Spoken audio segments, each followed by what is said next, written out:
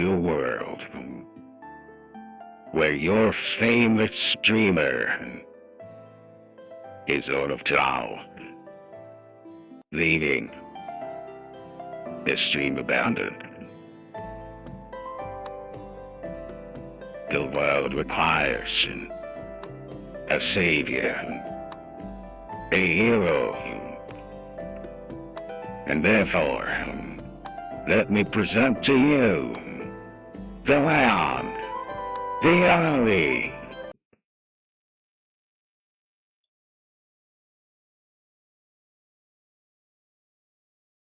Chillhill! What's up, guys? How are we all doing? I hope you're doing fine. I know I am. This evening, this Thursday evening. So, as the title says, this is the first Chillhill stream where I'm in charge. Since Carl is out of town, sort of can't be at the stream today, he asked me to look after it for tonight, which I'm gonna do. So we are going to be playing a little bit of sorcery, which is sort of like a choose your own adventure type game, sort of medieval fantasy. It's a lot of fun, and I thought that if you want to, you could be as active as you want to in chat, because you can sort of help me make the decisions. You can sort of decide which road we're going to take and where it's going to lead us to, which I think is going to be a lot of fun. But bear in mind, this is the first time I'm actually hosting a stream. I've been on stream multiple times, but I've actually never been in charge. So if anything sort of stands out, any sound or any issues, just let me know, and I'll try to fix it. I can't promise it's going to be flawless. I can't promise that it's going to be wonderful, but I can promise that I'm going to do my best. And I do think we'll have a good time, which is the most important thing, guys. It's the most important thing is that we have fun.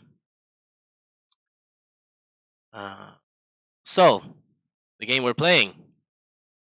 Look at that! Look at that transition! It's sorcery. Steve Jackson's sorcery. Like I said, it's sort of a medieval fantasy game. Choose your own adventure with a little bit of humor in it. It's actually quite a fun game. A lot of funny moments that you can have. And it's a long game. I think there are 4 parts, really. They're huge. They're like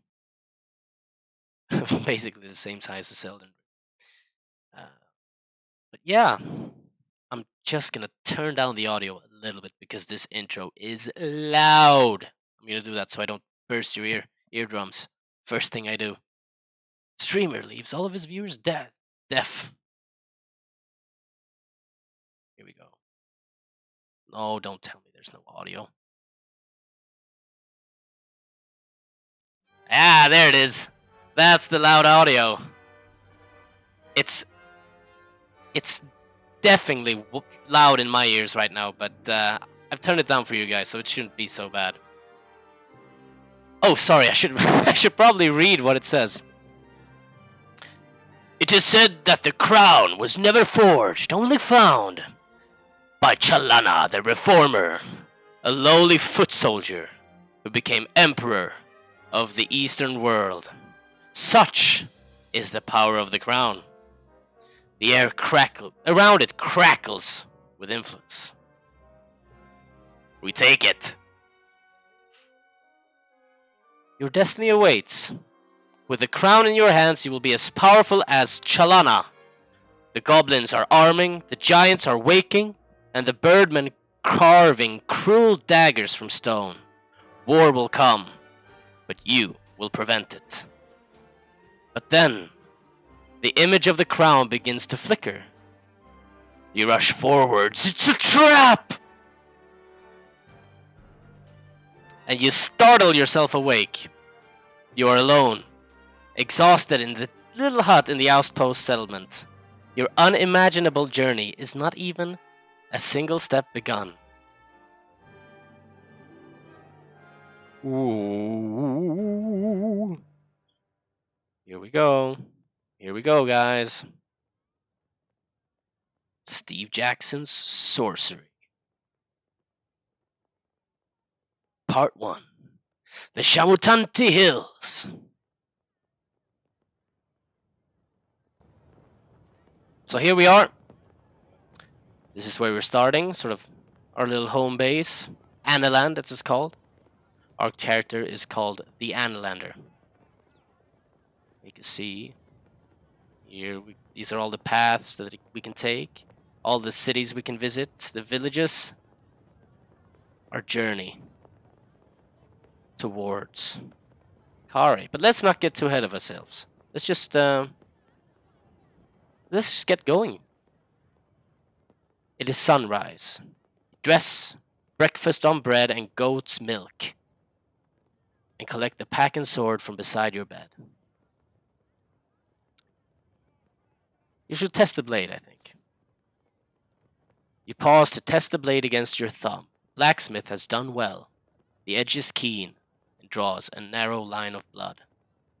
Outside the hut, you can hear the outpost settlement stirring into life. Let's pray for some luck. I feel like we need some luck today. You know, first stream, we gotta get going. We gotta have a good start. Taking a moment more, close your eyes and raise a prayer to your spirit guide. This morning, it has the form of a panther.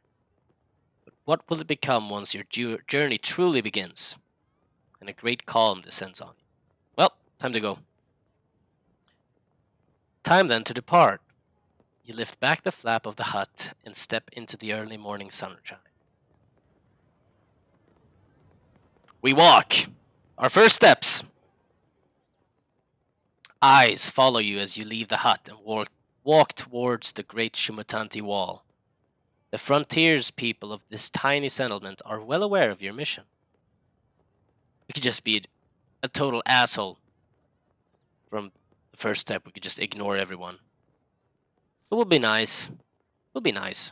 They are indeed, our neighbors. You turn to them and bow.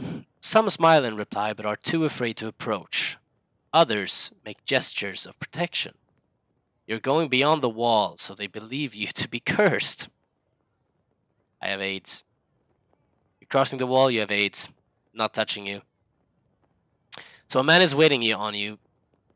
A man is waiting on the path to the Kantopani Gate, the final doorway between Analand and the wilds of Kakabad.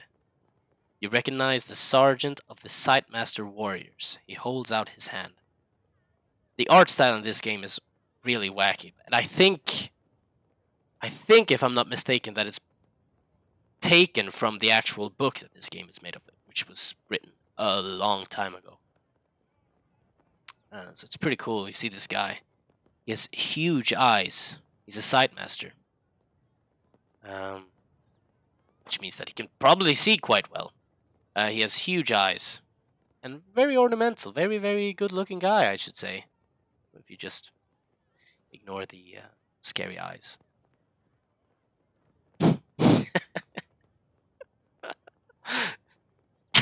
Imagine a guy just holding out his hand. Get the fuck out of my way. Greetings, Sergeant. He touches his forehead with 2 fingers. You're almost ready, he says. I have for you a gift from the king. 24 gold pieces. It is all we can spare this time. And he holds out a pouch. And gold is quite important in this game. And I think having gold makes it a lot more fun because you can buy sort of these kooky items. Opens up a lot of funny situations. So, I mean, I'm guessing this is sort of like a difficulty selection. Where if you start with 0 goals, 0 rations, you're going to have a lot of a tougher time. Maybe go like the honorable route or the foolhardy route. But let's take it. I think it's more fun for us to have some money to spend. You accept the gift graciously. Thank you. You should buy some supplies. Oh, that's his voice. You should buy some supplies before you pass the wall, Sergeant says. And you must collect your spellbook if you wish magic to aid you. Finally, should you wish to practice your swordplay, I will go one last round with you. And then he points his staff towards the training ground. Let's get the spellbook. One of the huts, set slightly back from the others, is decorated with glyphs and strange symbols. A terrible smell emanates from its doorway. This is the hut of the chief mage.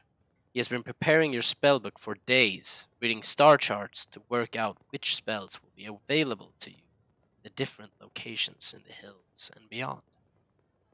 You just skip the book? Do it without spells? Yeah, no, we need the spellbook.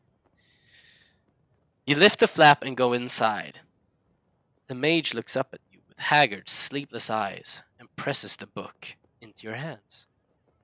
Do you understand how to use this? He asks. Tell me. Wait, he needs a good voice. I can't do the same voice. He sounds like this. Hold on, I need to practice.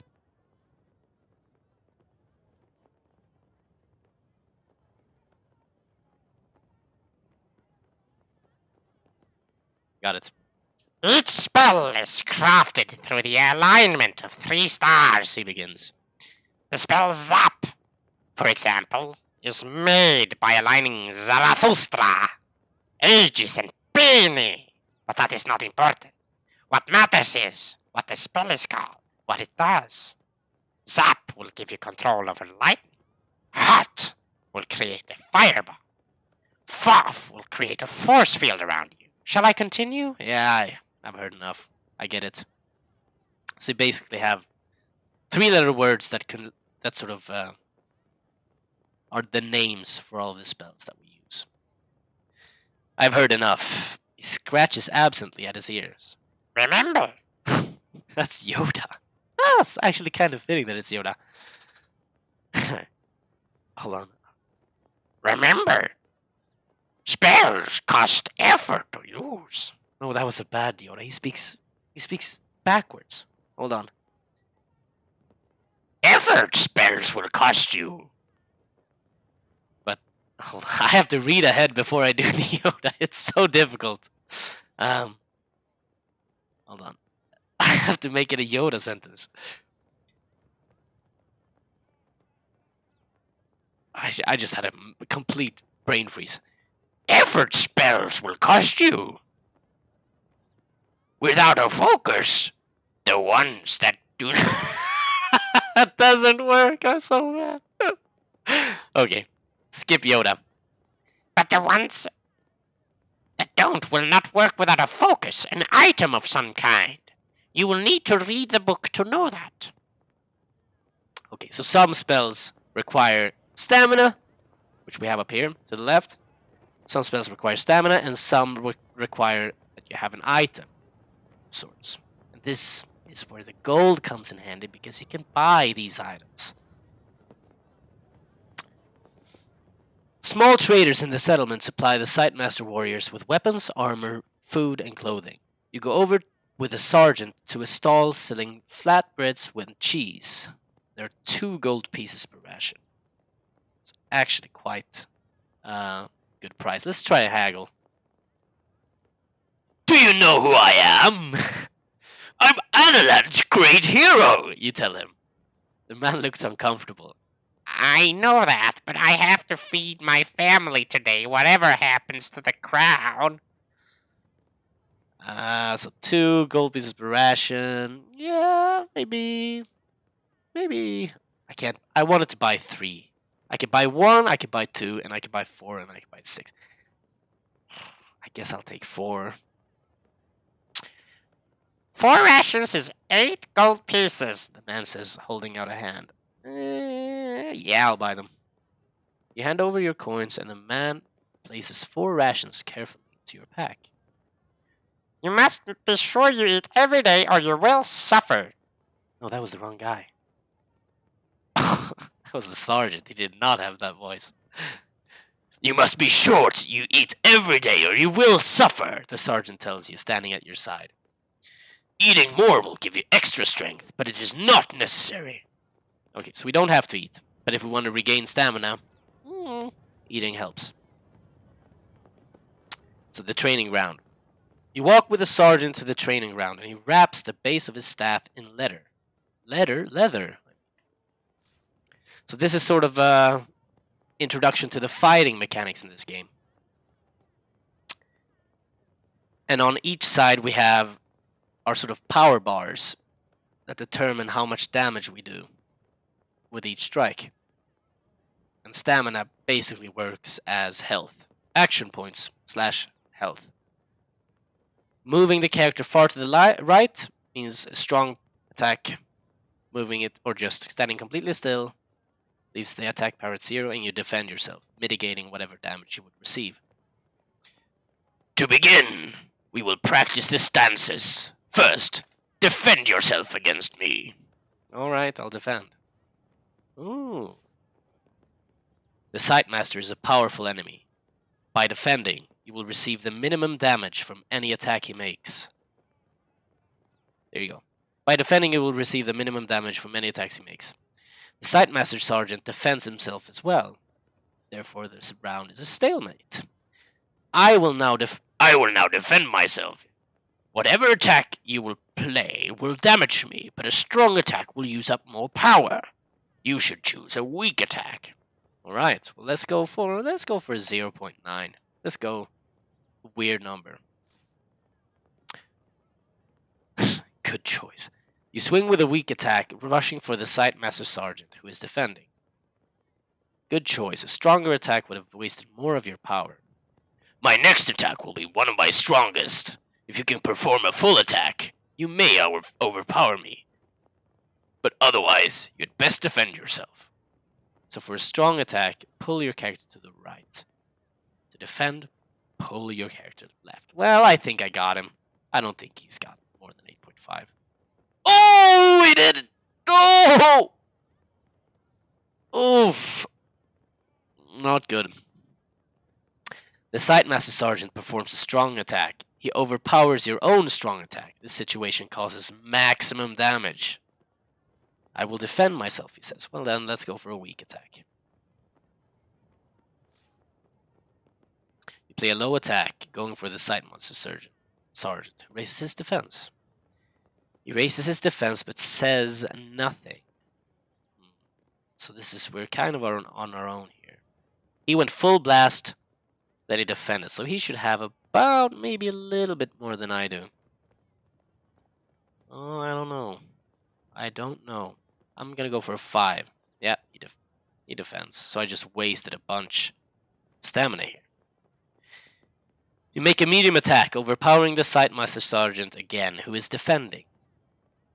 The enemy stamina is at the top. If this reaches 0, you've won the fight. I will make another strong attack, he declares. Prepare to defend. Well, then I'm defending. I was right. He was about 6 points left.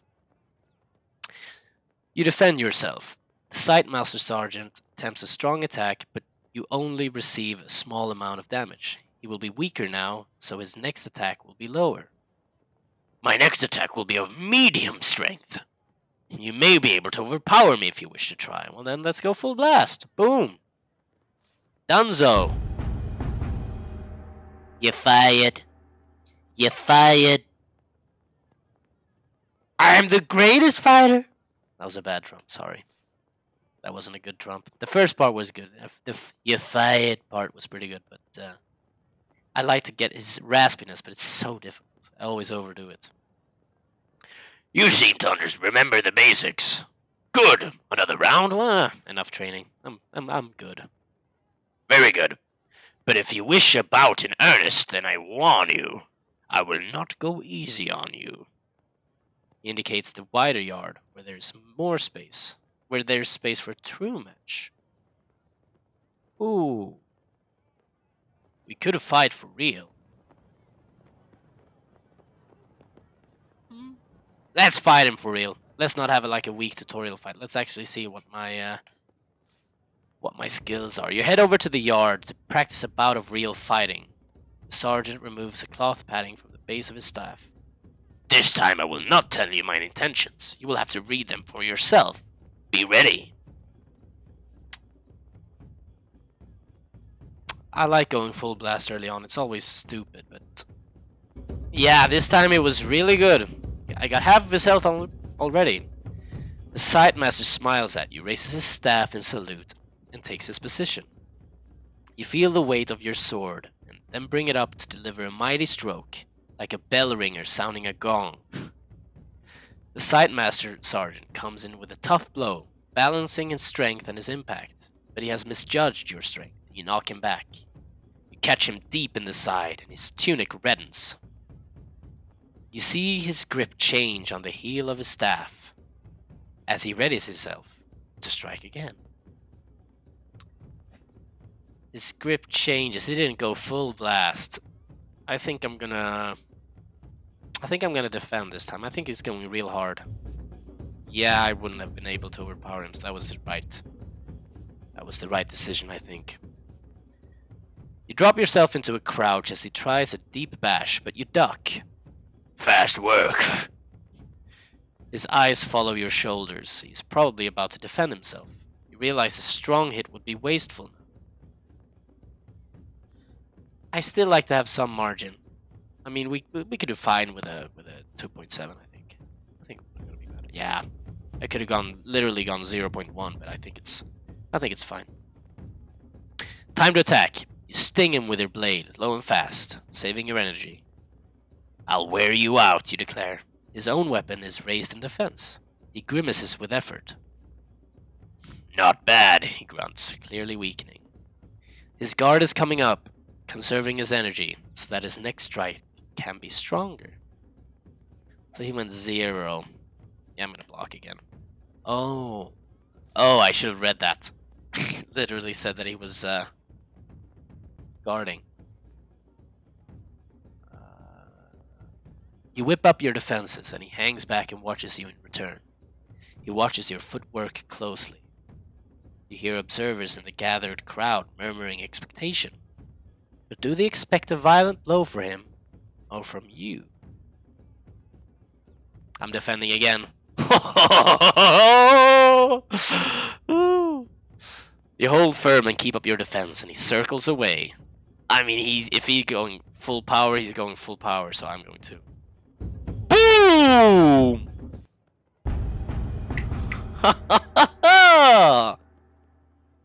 Literally the first fight in the game. Acting quickly, you rush forward with a deep, heavy slash. It is enough to finish him. The side master throws down his staff. You have me, he declares with a grin. 1 stamina lost, skilled swordplay. Oh, that's good. Oh, we even got our stamina back. The sergeant is gasping for breath. He bows to you once more. Excellent, he declares. Oh, sorry. Few men have ever bested me. You truly are Analan's best hope. As he talks, a nearby healer hurries over with the salve, and your health and the sergeant's is quickly restored. Oh, so that was basically just more practice. But now you get the gist of it. You reach the foot of the mighty gate. It is sealed. The sergeant places one hand on the wood. The gate has been locked for some time to deter raiders. But you will have no difficulty. The stars in this place allow the DOP spell to be crafted. And he stands back. Now we can cast our first spell. This is where it gets interesting. So, he just said we could cast DOP, which is a spell that opens locks and doors. However, we could go something like casting a fireball. Requires more stamina, but it's a bit more of a more fancy entrance. Okay, so that's hot, sorry. And then we have Zap. Similar to Fireball, we can throw lightning at the gate. Just blow it down.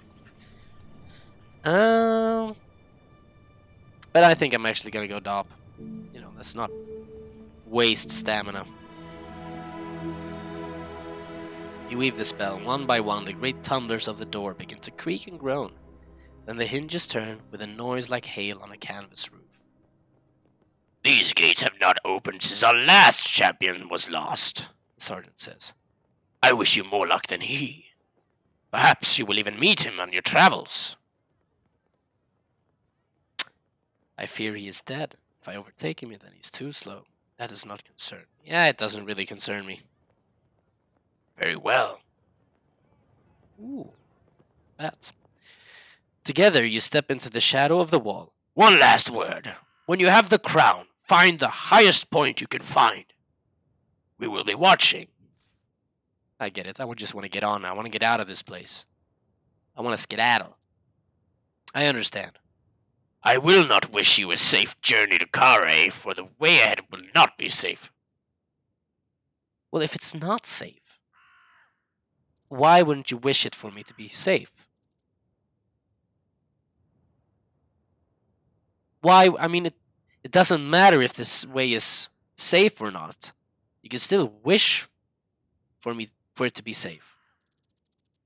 Because I feel like you're just consciously, not giving a shit. I don't know. I don't know about that quote. Maybe it's because I was a bit douchey. I don't know. The Sightmaster warriors are selected from birth for their incredible powers of telescopic vision, hence his large eyes, if you remember. He cannot help but wonder how far he can see. And enough talking, let's just go. It's time to go. Without another word, you pass through the gate. The faces of the folk watching your departure reveal the hopes that rest on you and your quest. The early morning air is crisp, and the rising sun paints the slopes in shades of peaceful beauty, concealing the evil that lies ahead.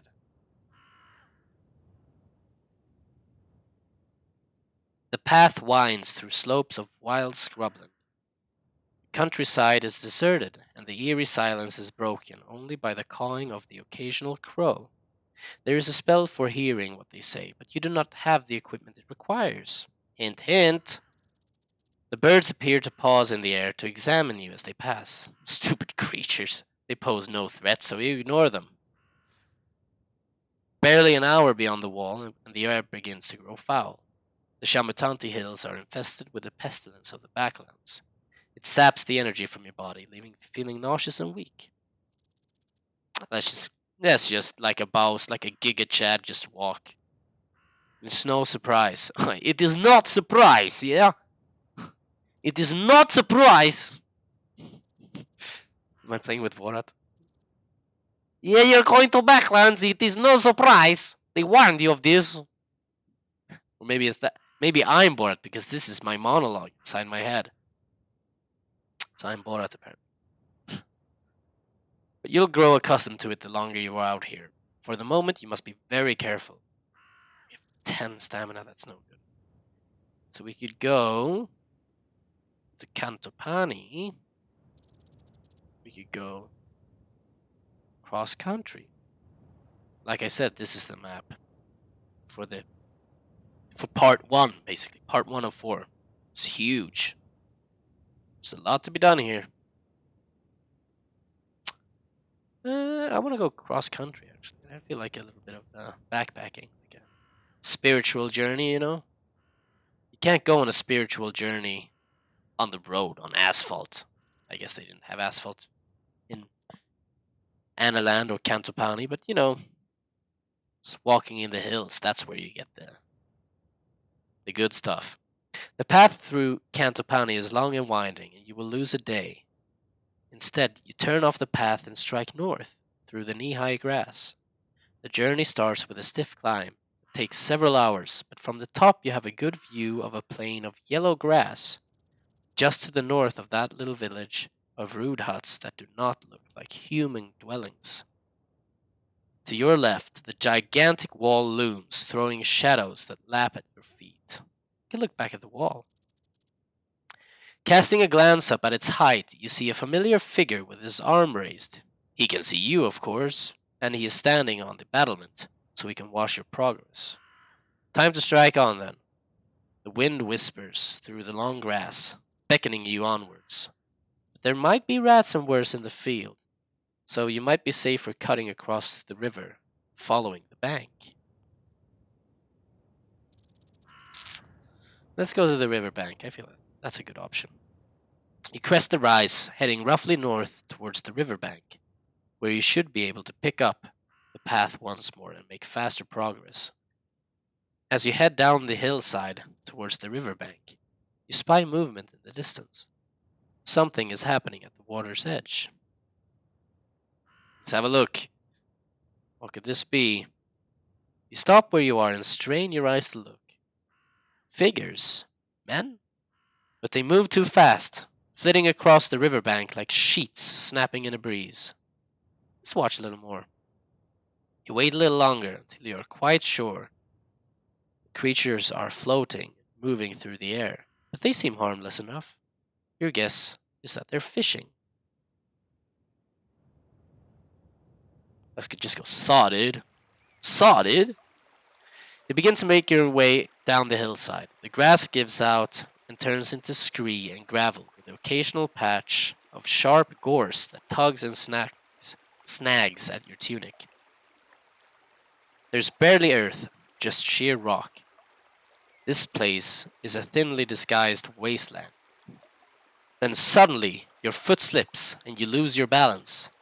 Beneath your feet, the slope has turned into a steep drop that you are sliding down it. You only have seconds to decide what to do.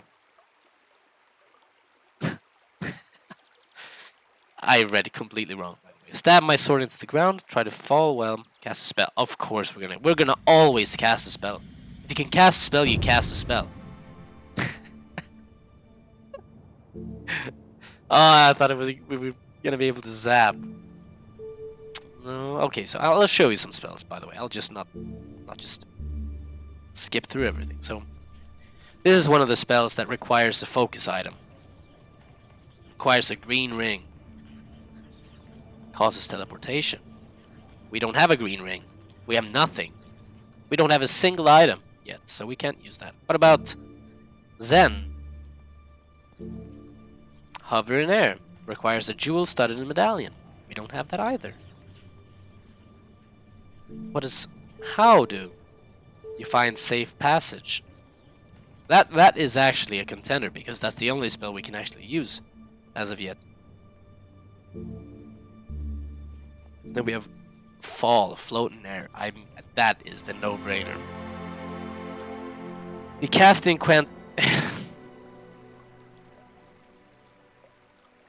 Let me try that again. You cast the enchantment quickly and feel it work as you rise an inch or so from the painful gravel below. You're still falling, but much more slowly. Much slowly. You are still falling, but much slowly, and indeed, when you land by the riverbank, it is with a gentle, cushioned thump. But the noise of your fall has attracted... Oh, shit, I don't want to see. I don't want you to see my emails. Stop. Oh, no. Okay, it's fine. But the noise of your fall has attracted the attention of the creatures by the water. Two of them are now either side of you. Uh-oh. Long sting-like swords drawn. Their heads are crooked to one side. One of them steps forward and speaks in the common tongue. What are you, careless creature? I'm a great warrior. A great warrior? Doing battle with your own feet, were you? How dare you insult me?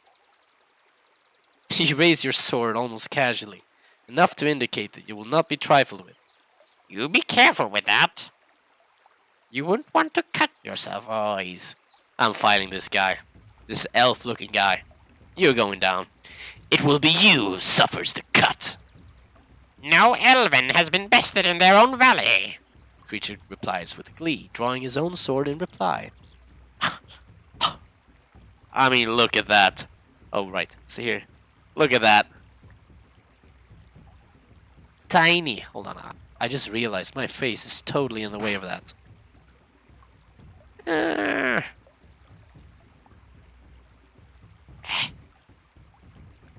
It stops right here.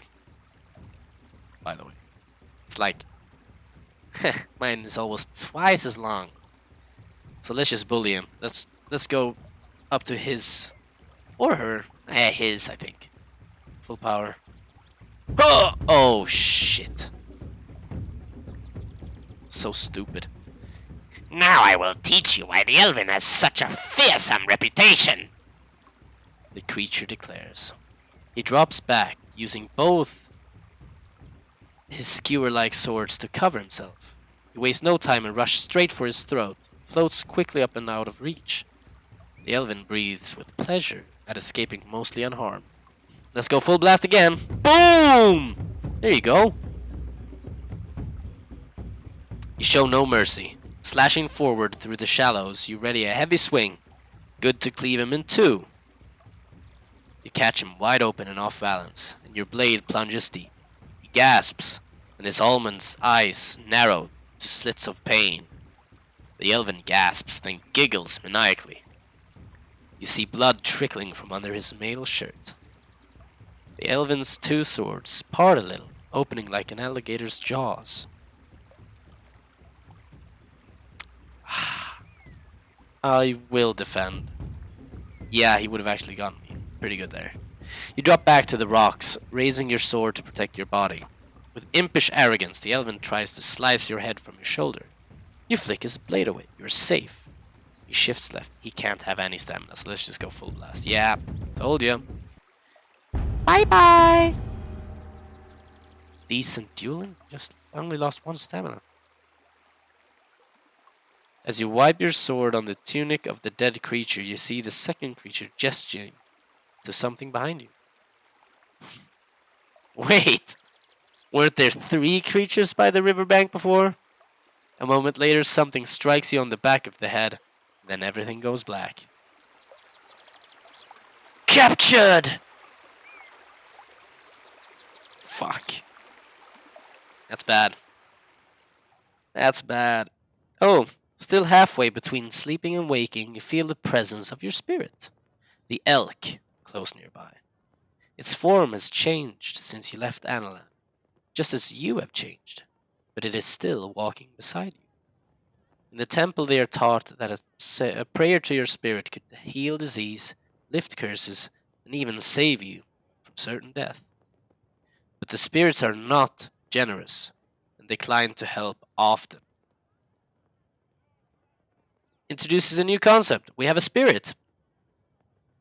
Like to say, we could just pray to them, and they might help us out in different ways. But if they've helped you out, they probably won't for quite a while, for the rest of the day at least. The elk is a large, lonesome creature who crushes smaller ones beneath his hooves as he moves through his forests. Yeah, that's basically what we just did. Alright, where am I? You're tied up on the floor of a hut. You're not alone. Nearby, you hear the scuffle of many feet. You look around.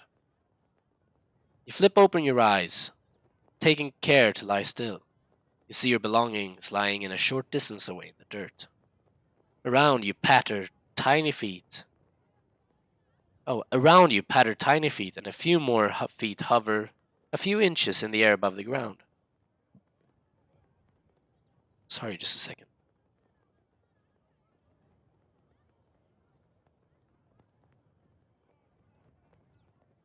There you go. Elvins, then. Let's wait. I think you need to be a little bit sly here. The guard, noticing you are awake, leans out of the doorway and calls sharply. Soon, a small crowd is gathered around you. Uh-oh. One, evidently some kind of leader, floats over you and plants a blow in your stomach. That is for our kinsman. He chitters. Oh, chitters. Isn't that? That is for our kinsman. He was a fool to provoke you, but you could have scolded him. You didn't need to kill him. He died too easily to prevent it. Such an asshole. The elven chief spits on you. He makes a gesture to the other elven who approach. You tense, expecting blows, but instead they open your pack and begin to sift through the contents. We will take the price of our man, the chief declares. We are creatures of joy and mischief, but today we will do nothing but trade. I will trade with you, but untie me first. Chief shakes his head. I do not think we can trust you to mercy, can we? The elven root through your things with brutal efficiency, taking what they fancy and tossing the rest back at you. Then they pick you up and carry you out of the village, leaving you in a pile on the side of the path, like a sack of waste. Let's get up. You try to stand, but your legs are still tied. You topple to your knees, and the elven, turning at the sound, laugh loudly.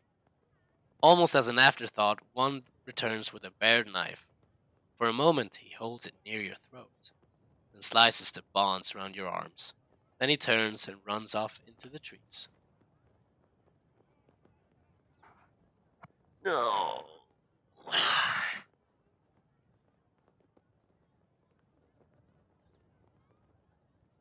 We have 0 gold. We have 0 rations. You stand slowly, battered and bruised. You rub the blood back into your wrists. Then finally you look through your pack. Your provisions have all been taken. All your gold is gone. Still, there are small mercies. You still have your neck. Shouldering your pack, you start to walk once more. God damn it! We got robbed. Or we did kill a guy. You hurry away from the scene of your humiliation and reach the river once more. But now the path goes across it. Beyond you can see a long, wide track, trees lining the left-hand edge, and a wide field of long grass on the right. In the far distance, a curl of smoke indicates a village. The evening is beginning to draw in. It would be good to reach town before the light is gone. Well, yeah, let's just cross. You stride confidently across the bridge, and at its apex, in time to see a man hurrying up the path on the other side towards you. Halt! He calls out breathlessly. You wait for him to reach you. When he does, panting. He is in terrible shape. Halt! This is my bridge, and to cross you must pay the toll. How much?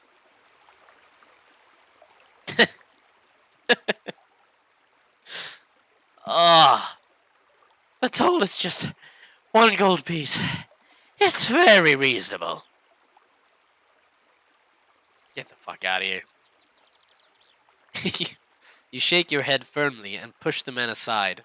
Either by accident or by design, he totters off one side and into the water, landing with an almighty splash. Laughing, you stride off along the path on the other side. You have a long way still to travel today. Guy got knocked out. We're now the boar. We just changed our spirit animal. Probably because we're just so stupid. Let's see what it says. Yeah. The boar is a slow-witted beast, but a valiant one. She does not make plans, but prefers to rush headlong in, charging whenever trouble is in sight. It's basically what we've been doing. Let's not pretend otherwise. The path continues along the side of a line of trees. Suddenly, an acorn lands on your head, and you hear it tittering from overhead. The boar grants you strength. More elven in the trees, hurling acorns. I don't like these guys. I'm gonna call a spell. What do we have here?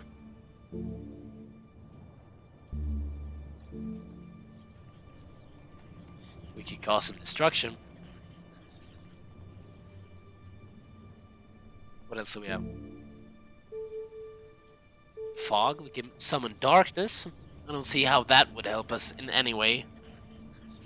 What's Foth? Create a force field, I guess, to protect us from the acorns. Ah, that's lame.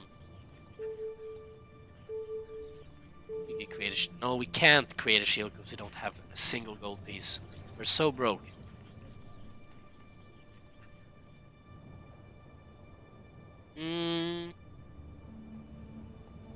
Well, I mean, I'm angry at these guys.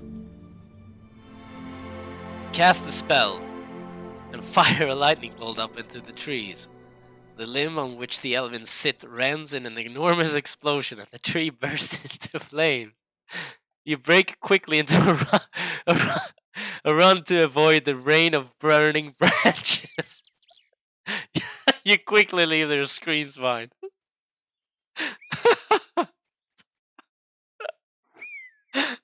Such a waste. We have no stat. We have literally the worst start you could have in this game. The sun is now past the zenith, and everywhere a dusty heat rises from the baked earth. You're worn out, almost to the point of physical collapse. You need food and rest, and no more trouble. Today has been too punishing already. You begin to think about where you will stay for the night. Another night sleeping out in the open would be best avoided. But then you see a small village set into the hill. Smoke rises from the stacks. The houses are well set, with stone at their bases and thatched roofs of grasses and thick leaves. There is unusually more than just one street running through the center of town. But it is as though this place, once rich, has had its heart scooped away. Litter surrounds the buildings, and on the edge of the village are rows and rows of empty abandoned houses. You continue your slow trudge along the path. Let's get in. Let's say hi to some villagers. You walk into the village. Young hill dwellers pass you and stare at your strange clothes. Let's look at them. Their own attire is rough by comparison to your gear. They wear their hair long but piled up on their heads. These people are ghastly poor. The village is like a ghost town, here on the knife edge of the backlands. Let's go to the alehouse. Let's see if we can. My camel now? Why my camel? Camel is a creature of long legs and short sight. Okay, game. Okay. Let's not be like. Can we please stop roasting me, spirit? And he walks and walks without needing to see his destinations on the horizon. A camel is self-sufficient and unflappable, but he rarely turns, not even when the sands beneath him give way. He could heal for some health. Let's just use it in emergencies. I don't think we need. I think this is safe. Ugh. Walking down the single road, you quickly find a hut with its front covering pulled wide open, and the smell of brewed beer coming from inside. You go in. Several hill dwellers are here, talking gruffly. When you enter, they watch you with understandable caution. The owner of the hut comes over to you. Welcome to Christy Tanti, He declares, what do you want? "Give me whatever you have." Ale is 1 gold piece, he answers. Oh, he answers. Please sit. So let's go and sit. I don't have gold. I don't have a single gold piece. Let's sit with the youngin. You catch the young man's eye. He moves over to the right beside you. Close enough to whisper in your ear, but you don't quite catch what he says. Repeat that. The man giggles to himself unexpectedly. Leaning in again, so close you can smell the fumes on his breath, he declares, Snatticut! Then he collapses in a fit of giggles once more. Whatever the joke is, you cannot see it. What do you mean? The man nods twice, then drinks deeply from his beer to wet his throat. Or perhaps not, because as he puts the mug down once more, he says nothing, just fidgets with his fingers and occasionally grins in your direction. Let's ask one of the other guys with this man. You catch a woman's arm nearby. What's wrong with this man, you demand? She shrugs, slipping free of your grasp. Every village has one. Doesn't mean that we're all like that. Good stock we are. And she flutters her eyelids. Hello! Hello! Get back to your feet. The young man giggles to himself, but does not attempt to stop you. Let's just drink and get out of here. You make to leave the inn. The owner stops you, holding out his hand. Knock him aside. I'm such an asshole. It hurts. I don't want to be this mean. But I'm broke. I can't do anything else. You knock him easily aside, and he staggers against the bar. You step out into the street. But the villagers of Cristotanti are used to tyrants, so they do not stand for it. He strides right back out again and knocks you back yourself. I have to fight him with 3 stamina? Do I pray for health? I think I got this fight.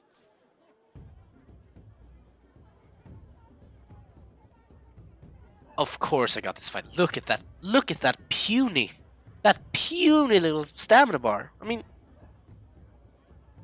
what are you doing, bro? What's that? What's that? Idiot. Let's bully him. Boom! 2 damage. Let's bully him again. Okay, hold on. Time you learned some manners, the innkeeper declared. I forgot his voice already. As he lunges for you. You waste no time and he swing hard. The innkeeper is badly bruised. He beckons to you. Let's do another one. Let's go 4.4. Boom! You have split his lip once and you aim to do it again. You leap forward, grabbing with both hands and headbutting him. The old man's guard is down. The innkeeper stops and spits blood onto the dusty ground. The innkeeper faints left. Let's go another. Oh yeah. What? Only 1 damage? You go in for another blow. You aim a savage blow at his jaw. He ducks quickly to one side. You swing like a blacksmith, he growls. The innkeeper is staggering, barely able to stand. Innkeeper gestures for you to try and hit him. I wonder what he's gonna do. Doesn't matter. Full blast. Boom! You launch at him again. You grab him by the scruff of his neck and then knee him in the groin. Then you land a hit on his chin. The innkeeper spins about once and falls down to the ground, clean unconscious. No stamina left. Perfect punch up. Well, we didn't kill him. The innkeeper lies down in the dirt and stays there. Dust yourself off, take a jug of ale from the bar and drain it to refresh yourself a little. Then you nod to the crowd and leave. Time to find a place to sleep. There's no point in sleeping in an inn because we have 0 money, like I said. So, why did I lose stamina? The cover of the forest is dark and the ground is thick with fallen branches, mud, and briar. You walk for nearly an hour more. Then you pass a large tree atop a great fist of curling roots. It is a perfect spot to sleep.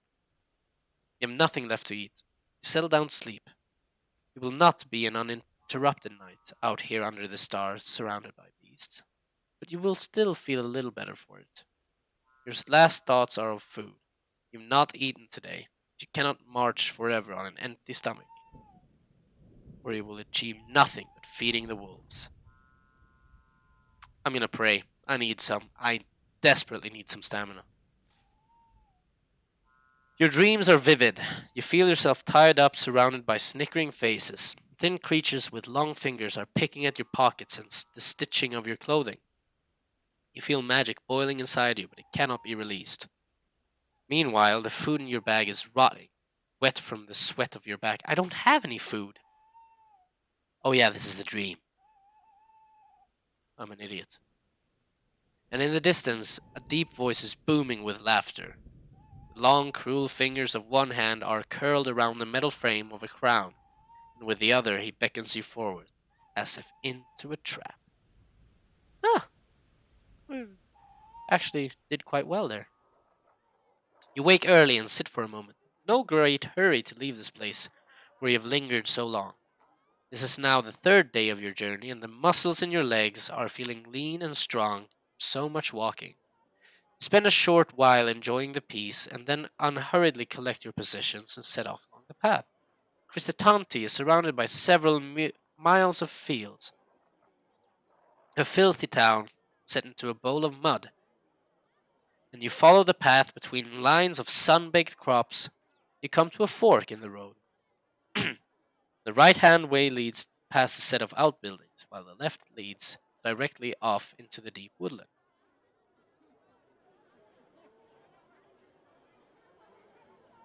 Do we go to the ruined place or Dumpus? I think we're getting into Dumpus even if we take this path. So I think I want to check out this Lyakir ruined. You glimpse a few people at work by the buildings. There will be precious little company on your journey, so you should take it while you can. Approaching a low wall, you see a blind beggar sheltering in the shade with his hand held outstretched. He hears you approach and clicks his fingers. Arms? Would you? For the love of swindler, arms? I have none to give, you tell the man, and he nods twice. No one ever does. Strange how you're all wet and fed, and I'm still hungry. You walk on. A little further up the road, an ox cart trundles towards you. The driver lifts a hand. You want a lift, don't you? I see you're a walking, and I'm headed this way. Look at the driver. The driver of the cart seems honest enough. A dark-skinned farmer, probably tough enough to pull the cart himself if he had to. Are you getting in? I don't have all day, he cries. Yeah, let's get in. So where you headed? Hold on, that voice is not good.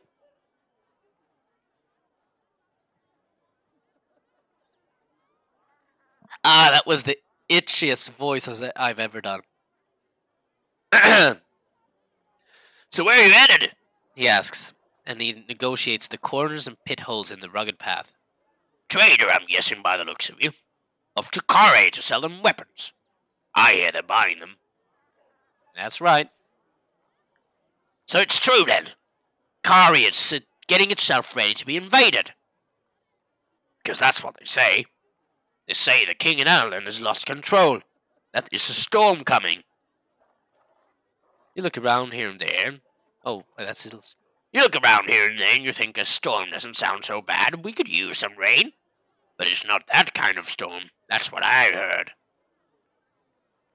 King is weak. Lost the crown, didn't he? Oh shit, I didn't mean to say the king of Ireland is weak. The cart jumps and dip in the road. That's what they say. He lost the crown and there's going to be a war. The war suggests us we might be able to fight back. It's not going to be like that, is it? Not with the crown. Nothing is certain. The driver looks at you with a new respect in his eye. Glances at your sword, your backpack. You're traveling alone? Yeah, nods. I see. May Sindla watch your footsteps then, my friend. As he nods. And he nods and turns his face to the road and drives on. After half an hour or so, he reaches a wild field, thick with vegetables. This is my stop, he remarks. Thanks for the lift, man. No trouble. I could just go full villain mode, steal the cart. Nah, he was nice. If you're kind to me, I'm gonna be kind back. Except if you're an innkeeper, then I might just punch you in the face.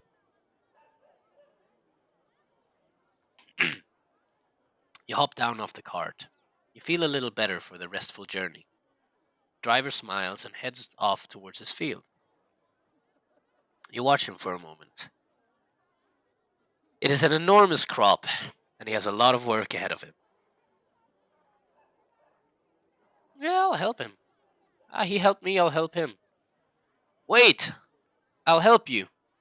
The driver stops, looks at you for a long moment, then grins. Well, if you must. You help him out for an hour or so. Time you can afford, since you made such good progress on the cart. Once you've finished, he offers you a portion of vegetables to take with you as payment. Thank him and then take your leave. You also munch through a meal's worth as you work. What a guy. That's like Jesus. We met Jesus. We just met Jesus. He was just nice. That never happens. You never just meet a nice person like that. Without an agenda. Maybe something's gonna happen. I don't think so. I just think it was a nice bloke.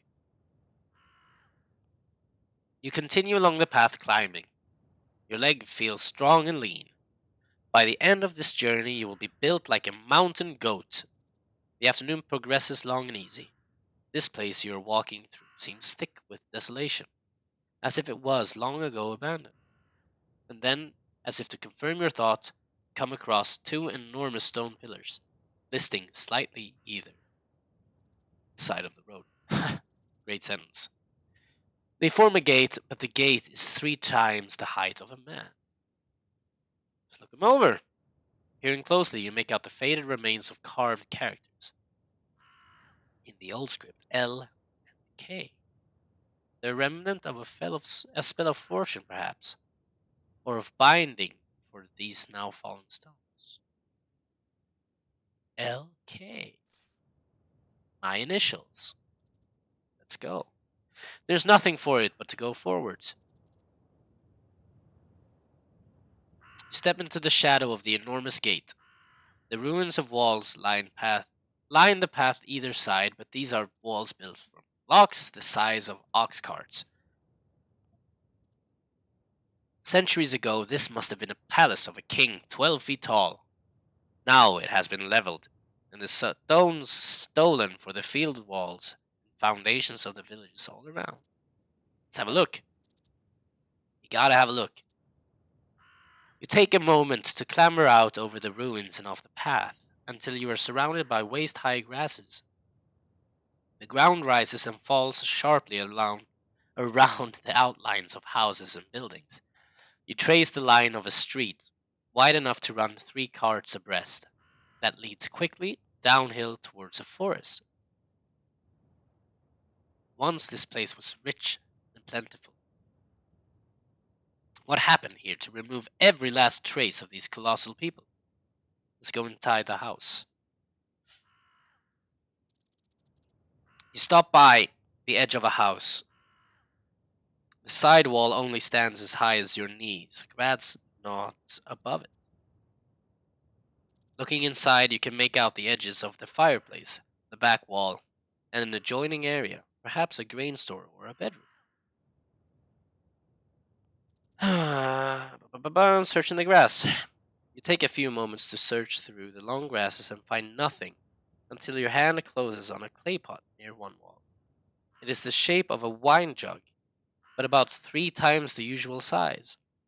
Around the neck is a red stain, wine, or maybe blood.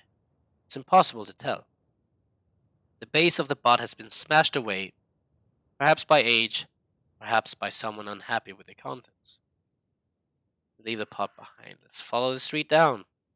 You follow the line of the street down the slope of the hill. The further you go from the path, the more overgrown the ruins become, until you can barely make out their outlines at all. After a while, you're not following the street at all, but simply holding to the same line. You approach the edge of a thick woodland. Yeah, let's go inside the woods. There's no clear path here, and the street has disappeared from you. Going into the trees is difficult. You push your way forward as best as you can, and then stop when you come across a large standing stone. Another gate? You go over to the stone and examine it more closely. It's not a gate, it's an idol. A gigantic stone head, carved with deep open eyes and an open mouth. Around the lips is a dark red stain, the same as on the pot. Looking left and right into the trees, you're startled to see more stones, more idols with open mouths, leading off in both directions. All face back towards the ruined village, as though forming a wall or an approaching army. Something terrible happened. Let's look inside the mouth. Stealing your courage, you slide your hand into the mouth of the idol. It is so deep you reason something might be concealed in here. And sure enough, your grip closes on something hard but light. Treasure, perhaps? You pull out your hand to see what you're holding? Nervously, you open your palm. Teeth. Gigantic teeth. You're holding 3 giants' teeth. Perhaps every idol holds the same. Or perhaps the other idols hold kneecaps, arms, bones, jaws. You press on. Trees and thorny bushes snag at you as you walk, and eventually, after chopping and hacking your way through, you see a space ahead. A path. You push forward, and then stop for breath, grateful to have solid ground to walk on once more. So we got giant's teeth. Hold on. We got giant's teeth. This is the spellbook, by the way. Let's start from the beginning. So these are all the spells. There are plenty of spells. We can do like offensive spells, protective spells, mind control, everything. We can do everything. But now we got giant's teeth, which will summon a new giant who the caster may control. The giant will then disappear when his duty is done. So we can summon 3 giants. That's big. That's really big, actually. You walk for several hours, following the twists and turns of the path through the trees. Then suddenly you stop. You've heard a noise up ahead. Something is moving between the rocks at the edge of the path. I'll draw my sword. Oh! Draw your sword, and you're glad you do so, because a moment later, you are attacked. In a flurry of foliage and dirt, a rat bear leaps from the undergrowth. It is much closer than you thought. Its sleek black fur allows it to hide in the shadow until it is almost upon you. You bring your sword up to bear. Now, if you look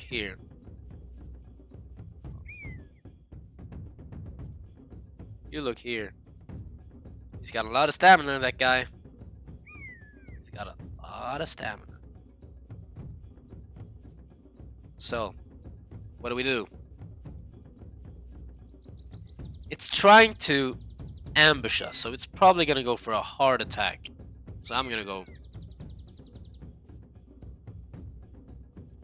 Yeah, I'm gonna overpower it. Boom! Half of its health is gone. The rat bear is startled by your approach, but quickly drops to all fours. You will not be intimidated by an overgrown rodent. You plant your feet and ready a mighty sword swing. At the last moment, the rat bear leaps, all claws off the ground, and ready to plunge into your body. Chop it out of the air. You have opened a deep wound in its side. Afraid of you, rears back, claws raised. I probably could have gone for a very weak attack there. Warily, you move into a defensive crouch. The rat bear sniffs around you, squeaks and snuffles, standing up onto its hind legs. Probably a strong attack coming. I'm defending. Yes. Get in. That was the right decision. Squeaking with rage, the rat bear charges forward. Keep yourself guarded. I'm gonna go 5.7. I think that's enough. Could have gone way weaker. Shit. You risk an attack, rushing forward. You charge at the rat bear, but it has read your intention and drops into a crouch. Light plays through the trees, and for a moment the true extent of the rat bear's injuries is revealed. Clearly intimidated, it stumbles back, tail whip high in defense. Let's go. Should have gone one. I should have gone weak. This is sloppy. Standing firm, you swing a mighty blow at the rat bear, but it knocks you aside with a paw. Defending. Ah! Warily, you move into a defensive crouch. The rat bear stays low and tries to ram you. For a moment, it is close enough for you to smell its sewer breath. Edges back, claws. It's gonna attack. It's gonna attack. Didn't attack. Didn't attack. Okay, I'm going full blast. Boom!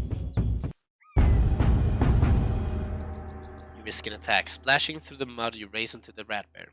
Then your sword slips between the creature's ribs and drives deep into its putrid heart. The rat bear squeals and falls to the ground, face down in the mud. With the beast dead on the path, you are free to move onwards. Let's go into dumpers! Oh, I'm a puma. That's the Swedish version of a cougar. The puma. Like an old woman picking on younger guys. The puma is the strongest beast of the forest. She wastes no energy on thought or feeling, but instead lives by her powerful paws, her razor-sharp claws, and her great shoulders. A puma is happiest sleeping or stalking, but to run is undignified. Yes, that's us. The path winds a few more times around gigantic trees, thousands of years old, and then emerges onto a sun plain, as if the forest had been scooped away by a gigantic hand.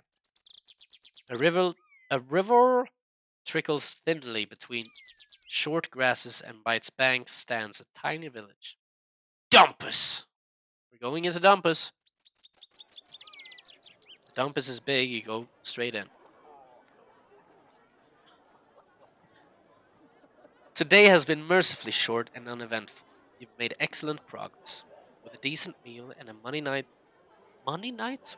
Where did I get money from? What? Why did I say money? There's no money here. There's literally nothing that says money. And I just said a money sleep. Money night. What the fuck's a money night? With a decent meal and a night's sleep, your next day will start auspiciously. So it's a shame and a worry that you will have so little. Okay, it said money right there. Ah, it did say money there actually. So money night wasn't as dumb as I thought it was. You head down into the village, hoping to find charity. Follow the path down into the village, passing a sign which declares it to be Dumpus. The streets are thin and narrow, and the buildings have been set close together. Jesus, that looks weird. As if trying to withstand a storm, there is a terrible smell hanging in the air. All in all, it seems an unpleasant. What the hell is going on with the text? Let's talk to some villagers. You pass along the main path through the village and pause outside a hut in which several of the hill dwellers are sitting and eating. They seem deep in discussion about something. Several are shaking their fists in the air. Lifting back the canvas flap, you step inside. The hill dwellers stop talking immediately and look up at you. One gets to his feet and gestures you forward. Step forward. Then one of the others calls something in their native tongue and points to your side, where your sword hangs out below the hem of your cloak.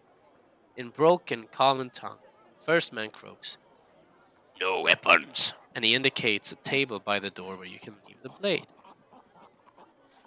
There are plenty of other weapons there, so these men seem honest. Well, I'll remove my sword. You unfasten your sword belt and leave your weapon on the table. The hill dwellers nod to show their appreciation and then beckon you to sit with them. Then they continue their conversation just as animatedly as before, speaking in a local language that you cannot follow. But as they talk, they pour you a drink and provide you with food. They seem quite welcoming. That's what they're discussing. After you finish eating, you catch the eye of one of the older men and ask slowly in the common tongue, "What is it your men are discussing so heatedly?" Cristatanti. Arming. The goblins.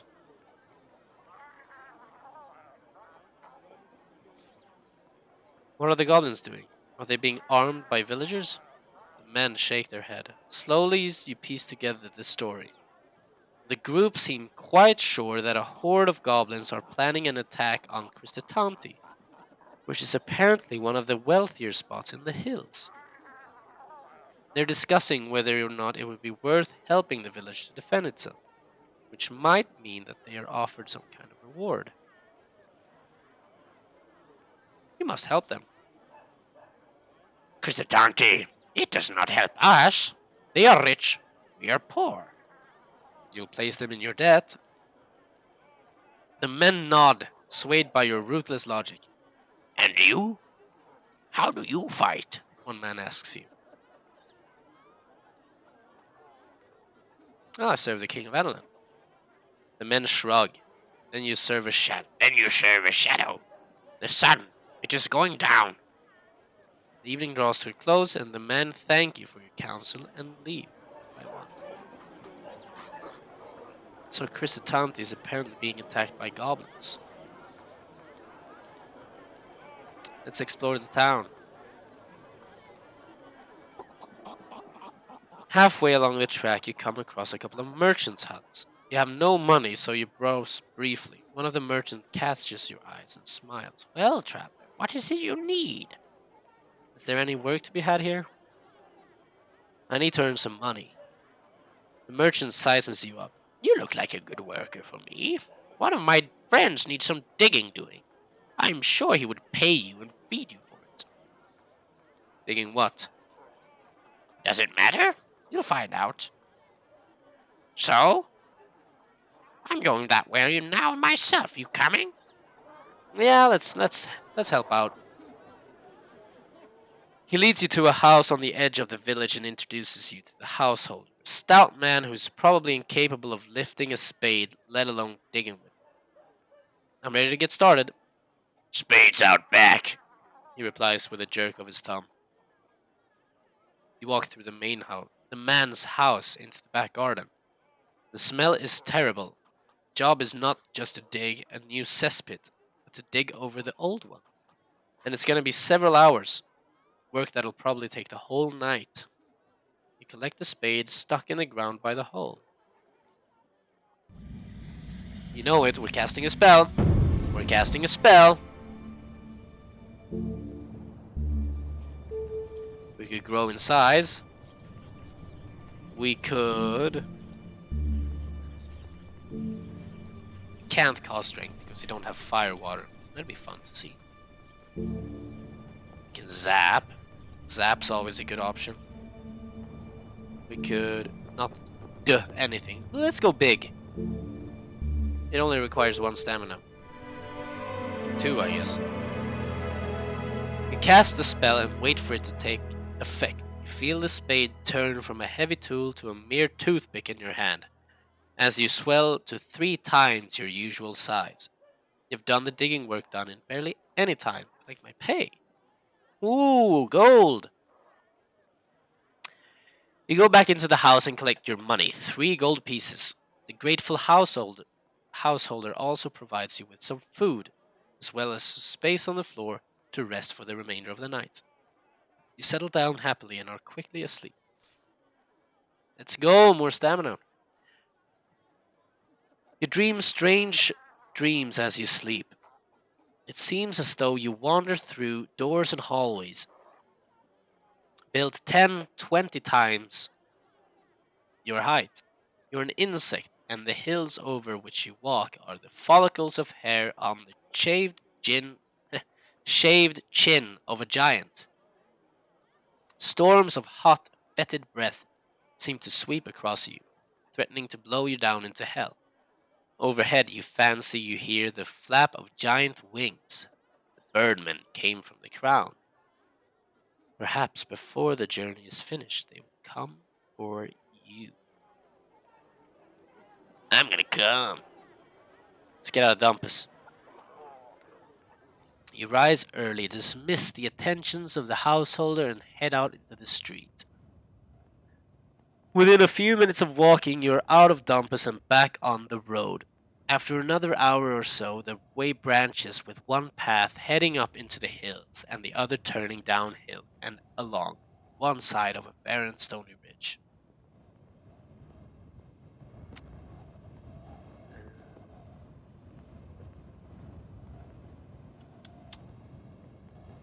Going downhill this time. We've gone into every city. Let's just not go into this one.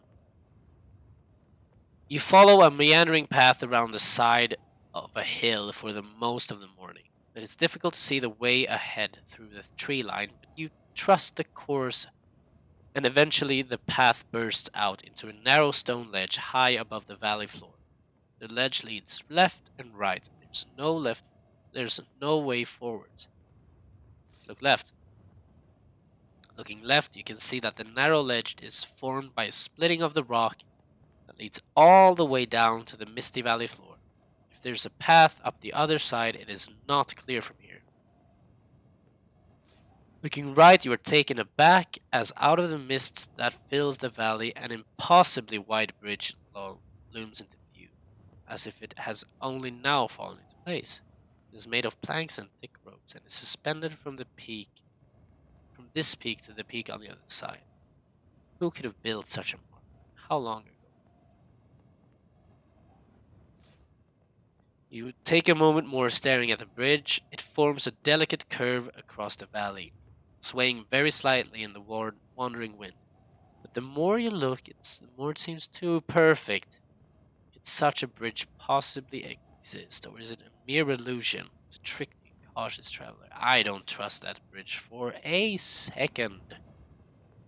And I want to see what's in here. The bridge seems well enough made, but high up in the air as it is likely to swing around violently. There you go. You'll make faster progress on land.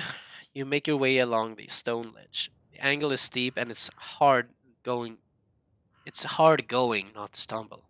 At the valley floor is a dried up river covered in worn stones honed by water that is now long gone. Small caves open in the rock face nearby, with rusted machinery and abandoned outside. There was mining here once, but it must have been a long time ago. A wider track leads up the far slope. You approach the mine entrance. A wet wind greets you from the depths. The mine shaft must lead somewhere, but it is pitch dark and there are no torches. You do not have any light of your own. Let's go inside anyways. I don't care if it's dark. You stride further inside until the wet rock is above you. The air falls suddenly cold and still. Your breath echoes. Tight, dark places are often fearsome, though the rock walls here are carved with axes. There's still something wild and harrowing about this place. Your feet crunch on the gravel floor. Can I cast a spell?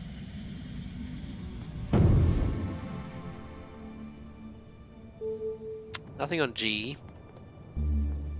Little G maybe? God, illusion of worship? Can't do that. I could cast a fireball just to light up the cave quickly. But what if there's someone in the cave? I don't want to kill the guy. I have killed a bunch of people in the game. Let's use this. Sense danger. See if there's anything spooky going on. You cast the spell and within moments a dread feeling has come over you.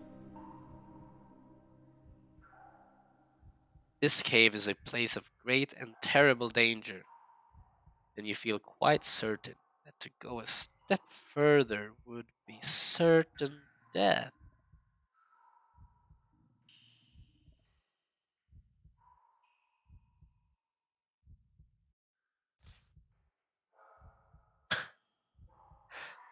You go a little further into the dark, feeling your way along the right wall.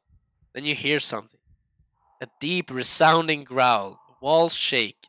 There's the scrape of claws on one stone and another stone, like fluttering, beating sails, as though a ship fought against a gale. Something is rushing towards you. You turn to run, but you cannot move your legs quickly enough. Sharp talons gash into your back and you fall. You've been killed in the darkness. This game has a rewind feature where I can go back as far as I want. This could be used to like cheese the game, I guess, or if you want to try multiple things. But in this case, I'm just gonna rewind so I don't die.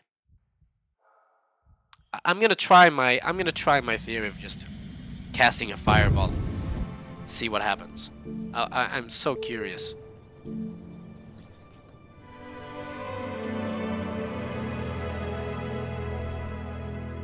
You cast your spell, creating a fireball on your palm that fills the mine shaft with light. Looking ahead, you see that the passageway splits in a T-junction, with turnings left and right that lead away and downwards into the mine. But then, approaching up the left passage, you see something. Huge eyes and clawed feet. Then it growls with hot, malicious rage, just rushing towards you and hurling that shit. You toss the fireball towards the creature. There, the smell of burning flesh, and the monster roars in pain with an almost human sound. Before it can recover, you turn and run out into the sunshine and up the path, hoping it will not follow you. Your breath is short, and your heart is hammering as you pause, halfway up the valley slope. A small wooden hut is opposite, set a little way back from the path. You stop to watch the hut. After a few minutes, you see a troll emerge, ducking to get through the tiny frame of the building. He's clearly guarding something around here. Perhaps a mine, or perhaps he was stationed here long ago to guard a city that has now crumbled to ruin. Let's wait and see what he does. The creature stands outside the hut for a few minutes, looking this way and that, his colossal head turning with the speed and dexterity of a mill wheel. Then he stomps away around the curve of the hill. You probably have a few minutes before he reappears. Let's go inside. You seize the opportunity and race over to the hut to see what you can pilfer. Inside, you find it is a barren shack. There's a low oak table in the center and no windows. There's no door. A pile of blankets in one corner is the only nicety. Search the blankets. You lift the corner of the blanket with the tip of your sword, and hidden away you find 3 gold pieces. Most likely the troll's pay for the entire year. Take it quickly and drop the blankets back at where you found them. The creature will be back anyway. I can fight the creature. Not scared. Under the table. There's some discarded scraps of rabbit bones and furs. Look at the table. By the look of the table and its stains, this is where the troll sharpens his blade, skins his rabbit for the pot, and sleeps. It is certainly strong enough, 4 wide trunk legs supporting a split trunk top etched deep and carved. Suddenly a shadow falls across the entrance. The troll has returned. Roaring with anger, it raises its sword. You have to fight it.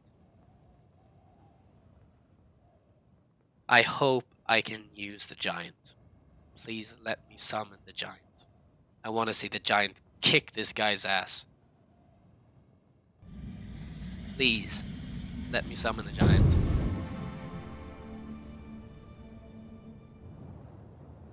So no giant. So no giant.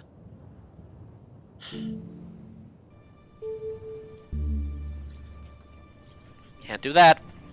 Don't have pebbles.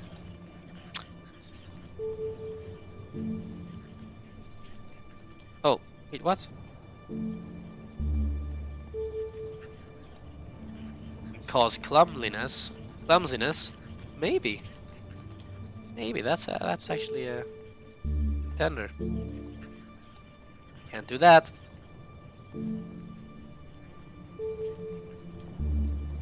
Get invisible. Well, that's also a possibility. I wanna make this troll fucking dumb.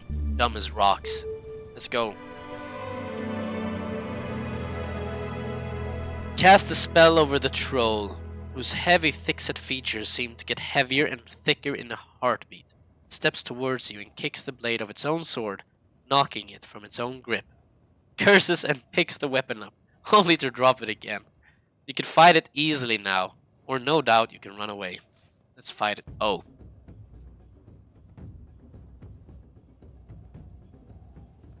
I thought you were a troll, man. I thought you were a troll, man. I thought you were gonna be frightening and devastating. This right here? Pathetic. Pathetic. I'm gonna kick its ass. He's probably gonna defend a bunch, but hold on, I didn't read. Oh, it was nothing to me, really. The troll stamps forward, then an arm's length away, he drops into a crouch behind his thick little shield. You swing hard with your sword, aiming to cut through him in a single stroke. He deflects the blow, mostly by luck. He is so pleased he drops his sword and hurriedly has to pick it up again. He's just always gonna drop his sword.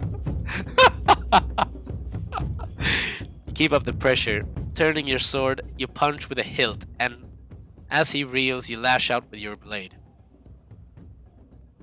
His own swing is knocked away. The troll is stumbling, his wiry old muscles leaking green blood.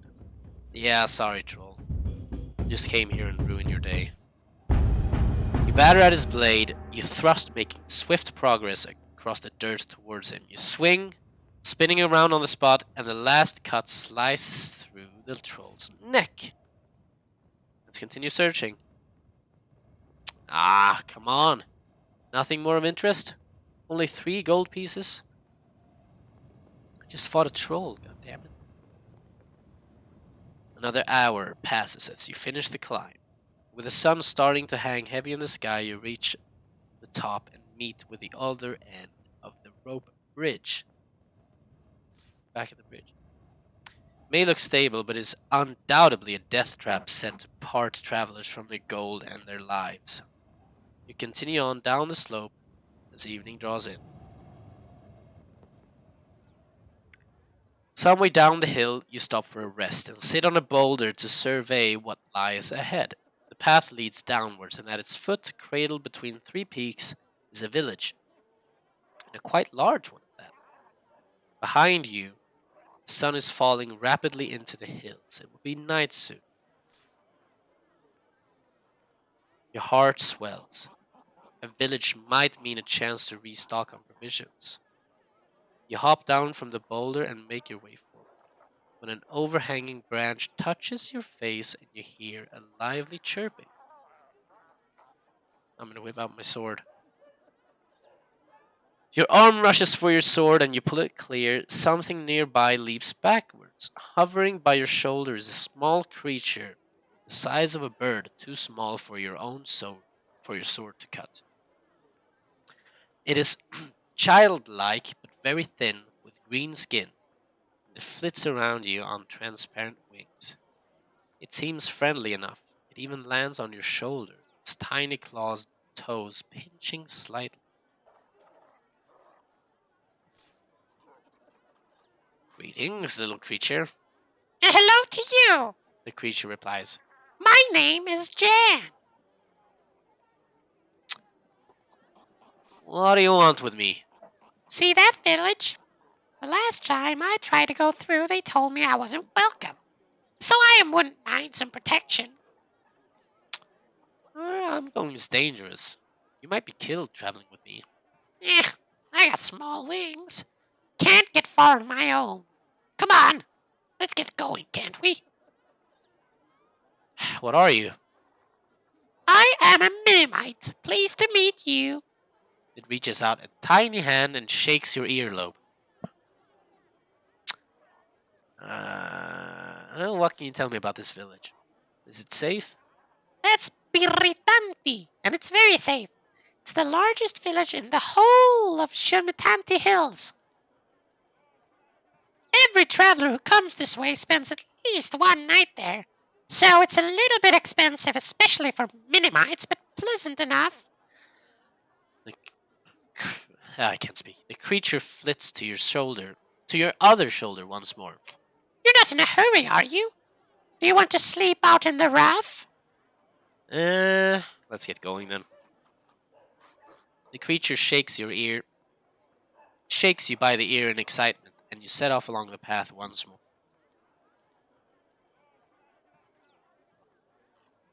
You descend into the bowl of the valley. The hills on either side are toweringly tall and throw the village into deep shadow. It would seem a very gloomy, threatening place, but from the streets come the distant sound of laughter and merriment. Let's go in. You continue along the path. The sounds of festivities grow louder. It's almost spooky here in the shade of the valley, and after so long on the dire road. The people in this village seem to be enjoying themselves. See? I told you it was a happy place. What's going on? Are they bewitched?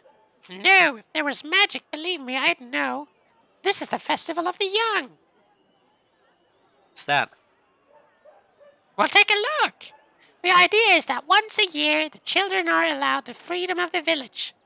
It is a time of great fun and lots of pranks. It becomes quite quickly obvious what he means. You pass the first few buildings where you find a number of children sitting in the streets and drinking ale from deep mugs. Further on, a young boy is holding an old woman over his knee and is spanking her. Okay. On the other side of the street, a group of boys is fighting outside a hut with a sign that says Glandra Gore's Tavern. It's all complete mayhem. I'll leave that woman. I mean, if she's getting spanked by a bunch of kids, let's go into town. You pass beyond the tavern and turn a corner to find a group of girls giggling by a signpost pointing to the crystal waterfall. What's about the waterfall? You stop the group and ask them about the waterfall, but they are too distracted by Jan, whom they delight in poking, tickling, and generally cooing over.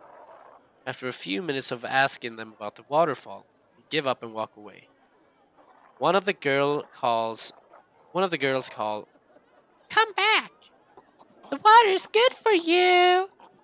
Jan sighs, already missing the attention, but he comes back to the rest of your shoulder. You leave the girls to their snickering. Well, then let's have a look at the waterfall. If it heals, I mean, it's gonna help us. We need health or stamina. You go back past the girls and head up a path that climbs through a crack in the mountainside. Soon the air is filled by a thundering what? It's quite a climb, but eventually you turn a corner through a narrow cleft in the rock and catch your first glimpse of a tall natural waterfall, plunging down from the cliffs overhead. Large crystal stalactites hang down either side of the water. There's only one path to reach it, winding up the rock face, and it passes by a small hut where a ruffian is collecting money. Let's cast a spell. Let's see what we can cast. dud. Illusions of treasure. That might fool the guardsman.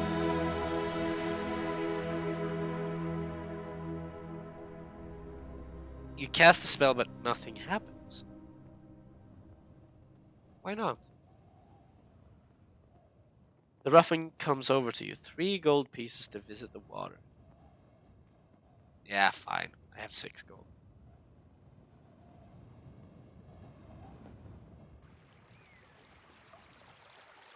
You head up the waterfall, which cascades forcefully into a deep pool. You strip off your clothes and dive into the pool while Jan flitters through the froth.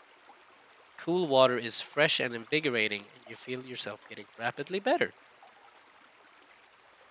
You feel a huge swell of confidence. Coming here was the best decision you've made. Yeah, full stamina bar, let's go. We can move on. Let's sleep here. This seems like a safe place to sleep. There's a guard. It's a waterfall. Healing properties. If we get hurt, we just roll over into the water and we're healed. We've already paid for it.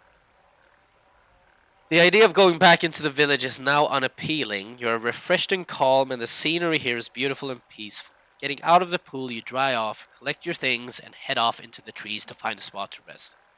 Between curling roots, you find a small place to settle down to rest. Jan perches a little way above on a knot and is quickly asleep. You're tired enough to follow suit, but you are hungry from not having eaten. It's fine. Ah. Your stomach rumbles painfully as you try to sleep. Your dreams are filled with walking, with peaks and valleys and endless paths. A curious light plays across them, building walls to heights before ruining them as it moves away. The rest of the night passes silently. That was a good that's a good call. We lost a bit of stamina. Just not eating, but I didn't think we'd lose that. But still, we have plenty. We're gonna be fine. You rise early from your spot beneath the tree. As you gather your things, Jan leaps up and onto your shoulder. Ready to go? He chirps. You pass through the village, which is now as quiet as the grave, and rejoin the path on the far side of Biritanti. The sun sits on the horizon like a gleaming jewel. If all goes well, you will reach Torrepani today, the last village in the Shumatanti hills.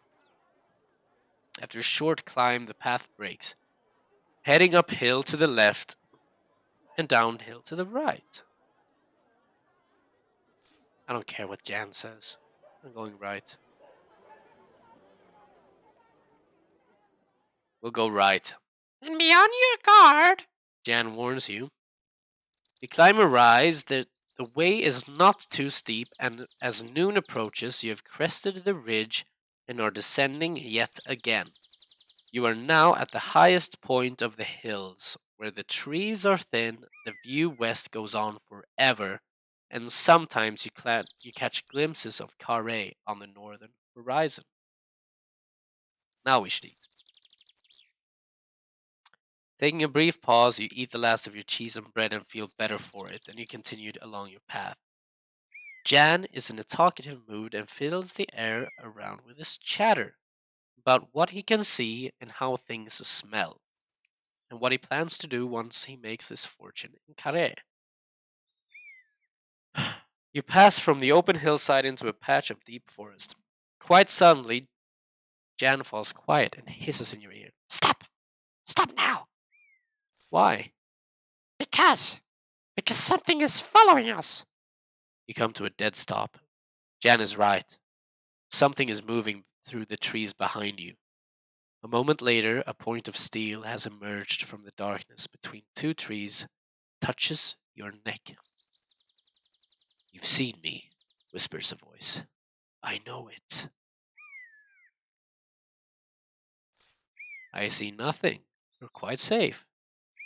It is not I who is not safe, turns the voice.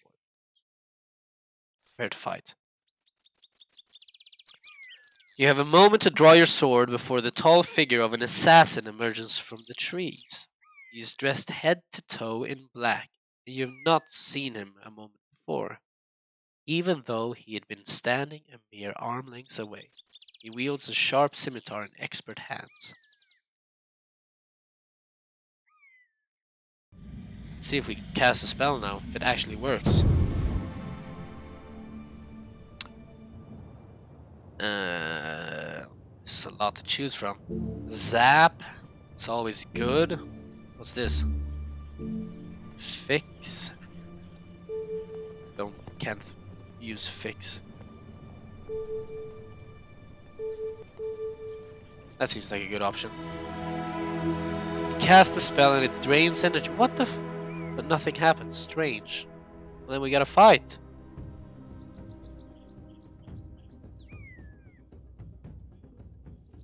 Oh, he's a defender too. The assassin bows to you, taps 2 fingers against his chest, and readies his stance. You drop into a defensive crouch immediately. The assassin is perhaps the most fearsome opponent you have so far encountered. He covers himself as well.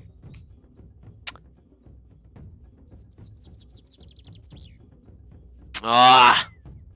Cheeky bastard. You hold firm and keep up your defense, and I'm defending. We're just gonna be standing here all day.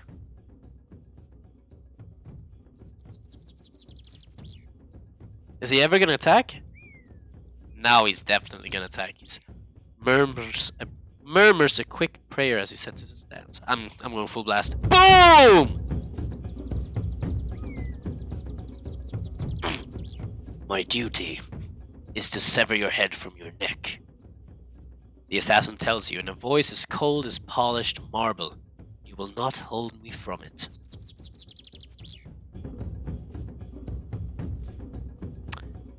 You drop yourself into a crouch as he tries a deep slice, but you roll out of the way mostly unhurt. The assassin spins his sword about to shift the sword across his body. I think I can go for like a 4. Yeah, good choice.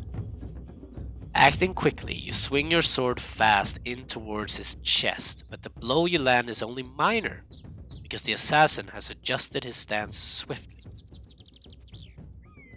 Blood drips from the assassin's tunic, curses under his breath. He swivels his grip, and the weapon sings at it as it moves.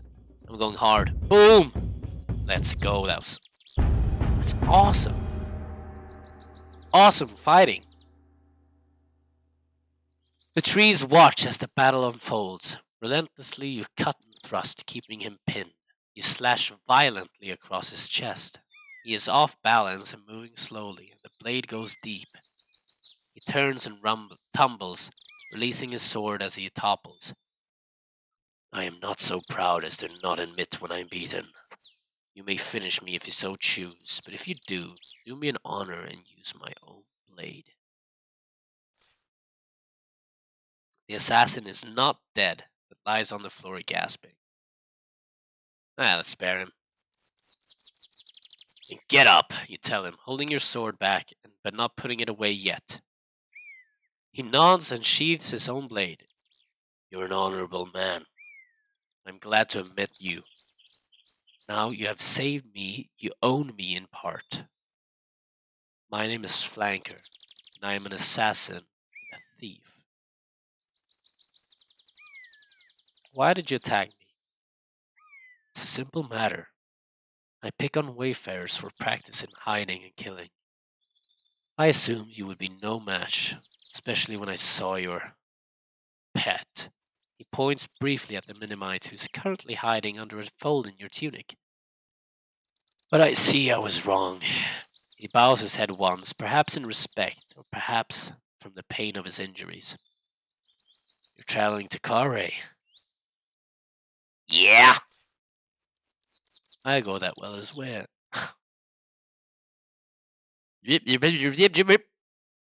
Rewind. I go that way as well. I will not travel with you, but once you are there, perhaps I will see you. If so, I will not forget the debt I owe you. You just kill him. I will remember you there. Go. Cannot aid me. Let's help him. No, I have caused your wounds. I will help you. Are you a doctor? I do not think you are. I could have just killed him. Ha! Let me help you. Tearing strips of dark fabric from his clothing, you bind his wounds tightly, and the bleeding lessens. You're too kind to him, and it was about to kill you. Let that be your lesson, you reply, as you gather up your things and head out the forest, leaving him behind. You have a sense that you've made a powerful friend. Let's go. He's gonna help us out sometime. I just know it. How much longer do you think we'll be traveling today? I'm hungry and tired. We've gone such a long way. You can stop here. Oh, you'd like that. I'm sure you would. Actually, I would. Actually, I fucking would. You continue along the path and around the side of a hill. A wooden hut is set into the slope with an old woman sitting on the top of the front step. A river seems to emerge from beneath her. As you get closer, you realize that water flows underneath her house. The house itself is set on splayed struts like an insect, straddling the watercourse. A few paces from the front of the house, the water plunges over the edge of a sheer cliff and disappears. Greetings, you call. The woman looks up at you and smiles. Come over here, won't you? I can barely see you. You approach the old woman. She smiles a toothless smile and gets up from the step. Come in, please. I get so lonely living out here on my own away from the villages. Thank you. You follow her inside and take a sit by a long wooden table. She looks creepy as hell. I'll bring us some tea. She almost sounds nervous. Hurrying it to her kitchen, she returns with 2 large cups. Watch it. I don't trust this one, says Jan. All right, some tea. Nice. You make to sip your tea when the old woman stops you, catching your arm before the cup reaches your lips. Oh, I've forgotten the pot. She goes back to the kitchen to fetch it. Yeah, I'm drinking. You lift your mug, blow away the steam, and take a sip as the old lady returns. The old lady lifts her own mug and takes a deep gulp. Your own tea is gently refreshing. Then she splutters and coughs and grips her side. Well, let's help her. Something wrong? Oh, no, she replies, trying to smile, but clearly doubled up in pain. Stumbling and almost falling, she staggers to her kitchen and gulps down another drink. When she returns, she seems much better again. I am not as young as I was, she explains. All the same, she pushes her tea to one side. But tell me about you. Are you a traveler? Yeah. I'm going to Carway. How wonderful! Such a delightful city. Indeed. Tell me, on your journey, did you happen to come across an old man, did you? I guess I did. The beggar, was he an old man? I met a lot of people. Of course, but this one was special, very old, and carrying a page from a spell book.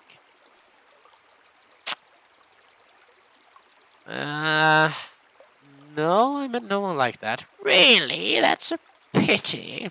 She seems to think for a moment, then adds,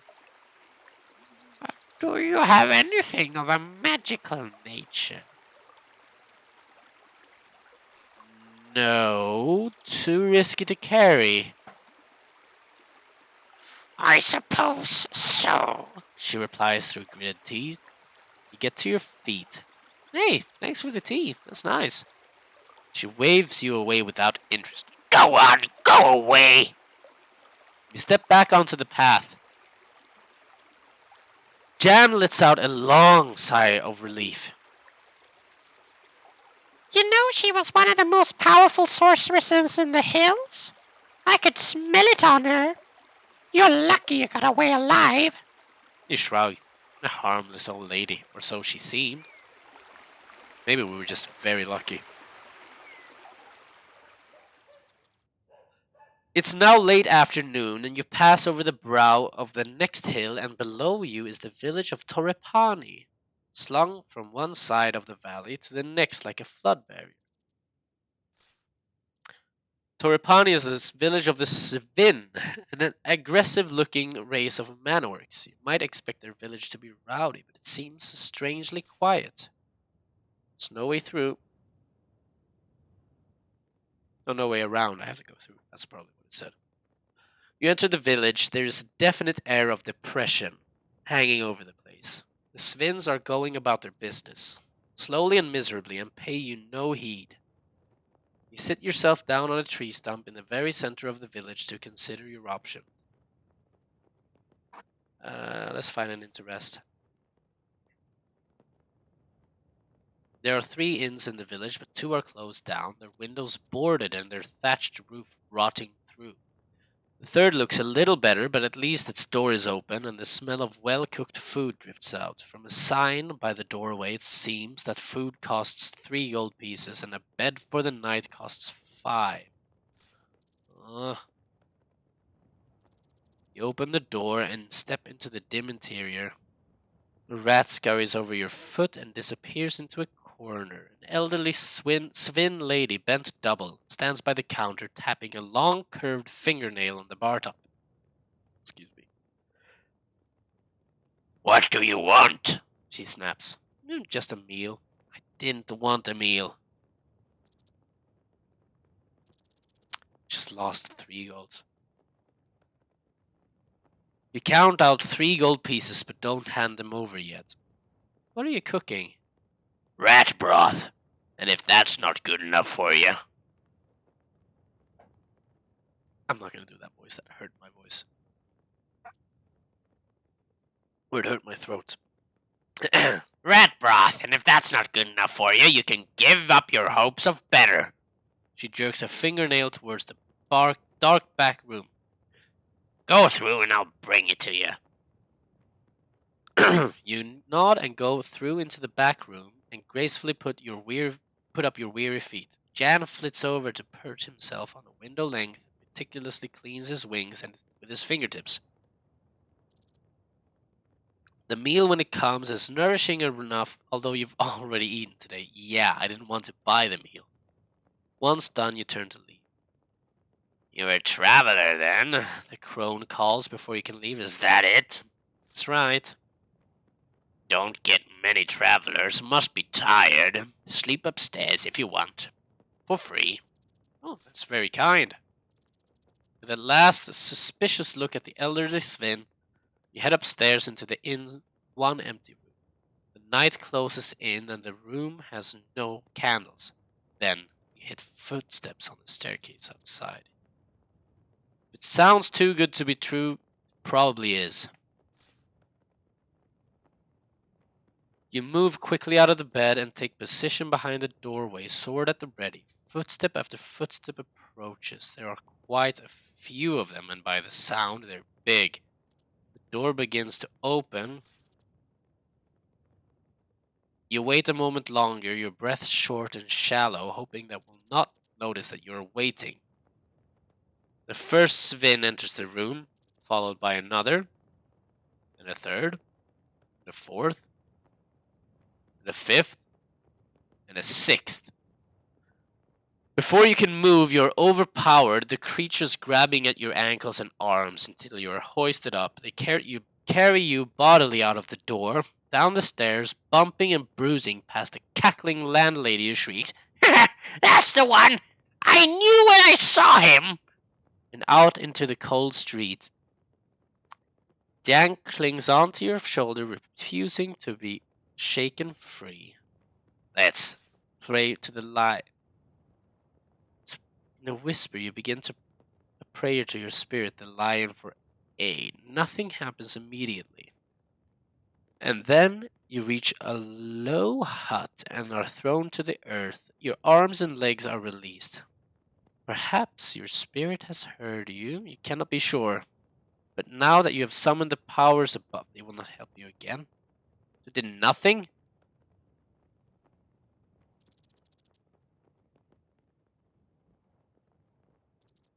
Oh.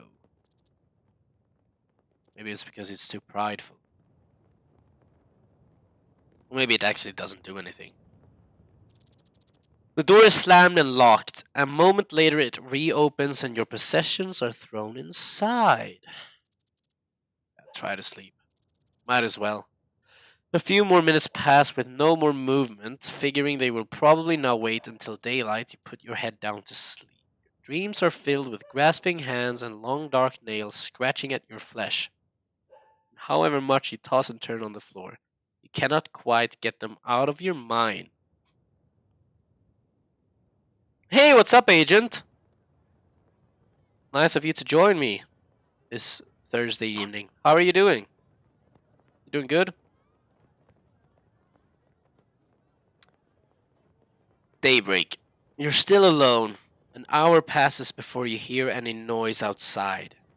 And then the door to the hut opens, and 5 Svins come in.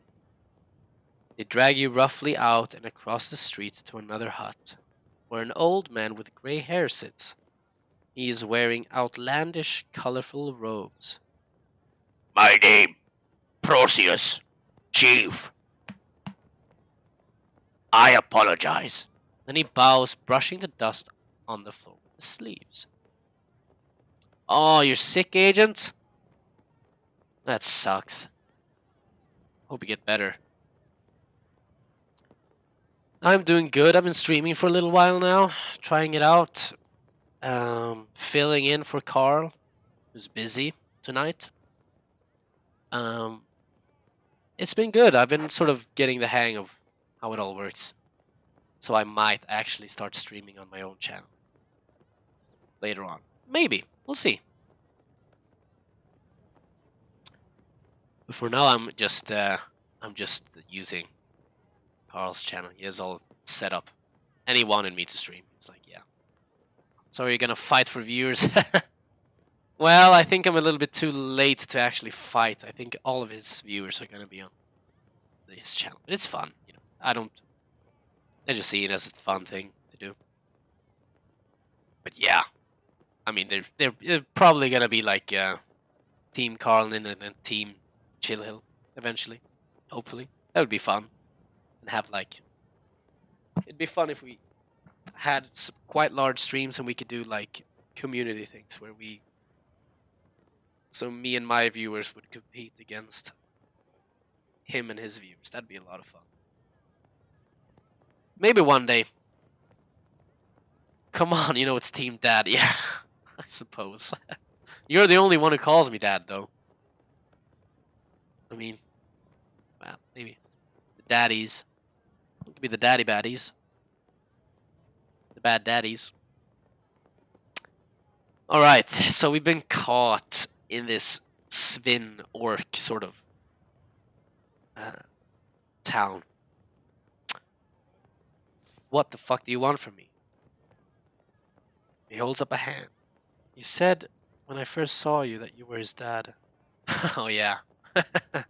Well, I'm sorry to disappoint you, but I'm actually not his dad. I'm actually not 56. He waves a menial who brings him bread and milk. Yeah, let's eat. Sadly to say it's stuck now. Well, that's the thing about nicknames. You can't pick them yourself. You know, they're always chosen for you. It's like, yeah, I guess I'm gonna be dad now. It's always like that. Does anyone ever like love their nickname? I think like nicknames stick because you know the guy doesn't like being called it, or I don't mind being called that, but you know what I mean. Like that's what make nicknames fun, you know. Alright, so what does this guy want? Gratefully, you bolt down the meal. It does not seem to be poisoned, and it nourishes you. The bowl is removed, and the chief squats down in a pool of cloth. Jan cowers under your own cloak, hoping to go unnoticed. I have need of you and your strength. Well, what do you want? I shall. My daughter, my child, she is taken, offered to a terrible demon below. I can just go, yeah, she deserves she deserves it. That's so mean. She deserves it. Oh, this game is called Sorcery. It's a choose your own. I love this game. It's so much fun. It's a choose your own adventure game. Has a million ways to die, but a lot of fun. You're basically tasked by your king to travel across the land to bring back a magical crown to your kingdom. And then you have to go through a bunch of different situations. Well, I guess I'll save this daughter. Where are they taking me? Where are they taking me? To a crack in the ground. If you want to, you could help me make some decisions here. You are led along a short pathway through the forest to a crack in the ground. One Svin has brought a rope and another a basket. They are preparing to lower you down into the pit of the earth itself. You better give me some fucking money for this. The chief replies, We are poor, but we will try. Good. Watch the darkness. He declares as they start to lower you down. From your shoulder, Jan, which is a little elf guy that has been following me around, and I think is preventing me from casting any spells. Real annoyance. I can't get him off me. And he sounds like this, by the way. We're in trouble now. You don't realize you can't use magic with me around, and I'm not going anywhere. Why not? You hit the floor with a thud and peer into the darkness. Your eyes can make out nothing, but a slight breeze suggests endless space in all directions. You are blind, helplessly trapped. Something clatters to your feet from above. One of the Svins shouts something down to you. You crouch down and feel around your feet until your hand closes on the base of something. You pick it up. It's a dry wood torch. Something else falls from above and strikes you on the head. Tinderbox, Calls the voice. Yeah, curse whoever hit you. You hurl a curse upwards. The Svins, despite their concern over the missing tribe member, laugh. The sounds echoed like water between the walls. Yeah, let's feel around for this tinderbox. We might actually get some light for the first time. Hello.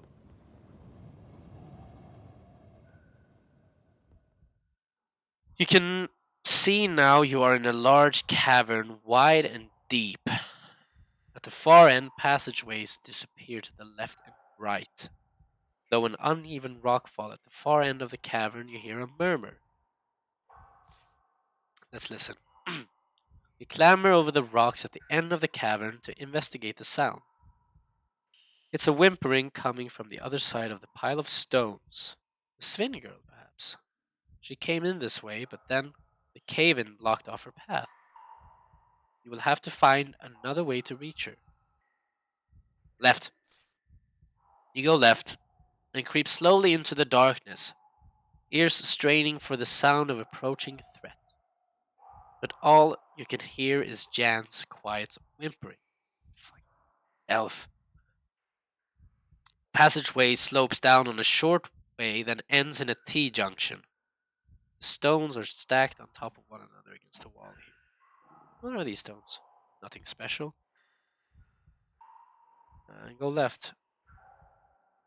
The tunnel twists and bends sharply. A as if carved by a river now long since dried away. You lose all sense of which is ways which. Expect to keep going forward where the tunnel splits. There's a stacked pair of stones here as well. Let's go left. You slip through the opening in the left wall. The going is suddenly more difficult, and you realize that the tunnel is climbing at quite a sharp gradient. Little stones rattle and roll away downwards into the dark. At the highest point, the passage you're following finishes at another fork. Left. The cave walls crush in close, as though the rock is squeezing you to death. Your shoulders rub against the walls. When you feel certain you can go no further, the path you are creeping towards forks again. Left. You follow the passageway and hear an echo of a whimpering coming up the corridor. Your torchlight falls across a frail shape. Hiding in the shadow is the young Svin girl. We found her, stacking stones into hundreds of little towers. Are there any traps here? You run the torchlight around the walls of the cavern. No switches or triggers you can see. The girl watches you with silent fear. And then the torchlight falls on a deep scratch in the rock. A claw mark. Suddenly there is a loud roaring from the mouth of this short cavern. The walls begin to shake and crumble. The Svin stone, towered, topple and scatter. To one side, a gap in the rubble begins to open, letting through a mean shaft of light.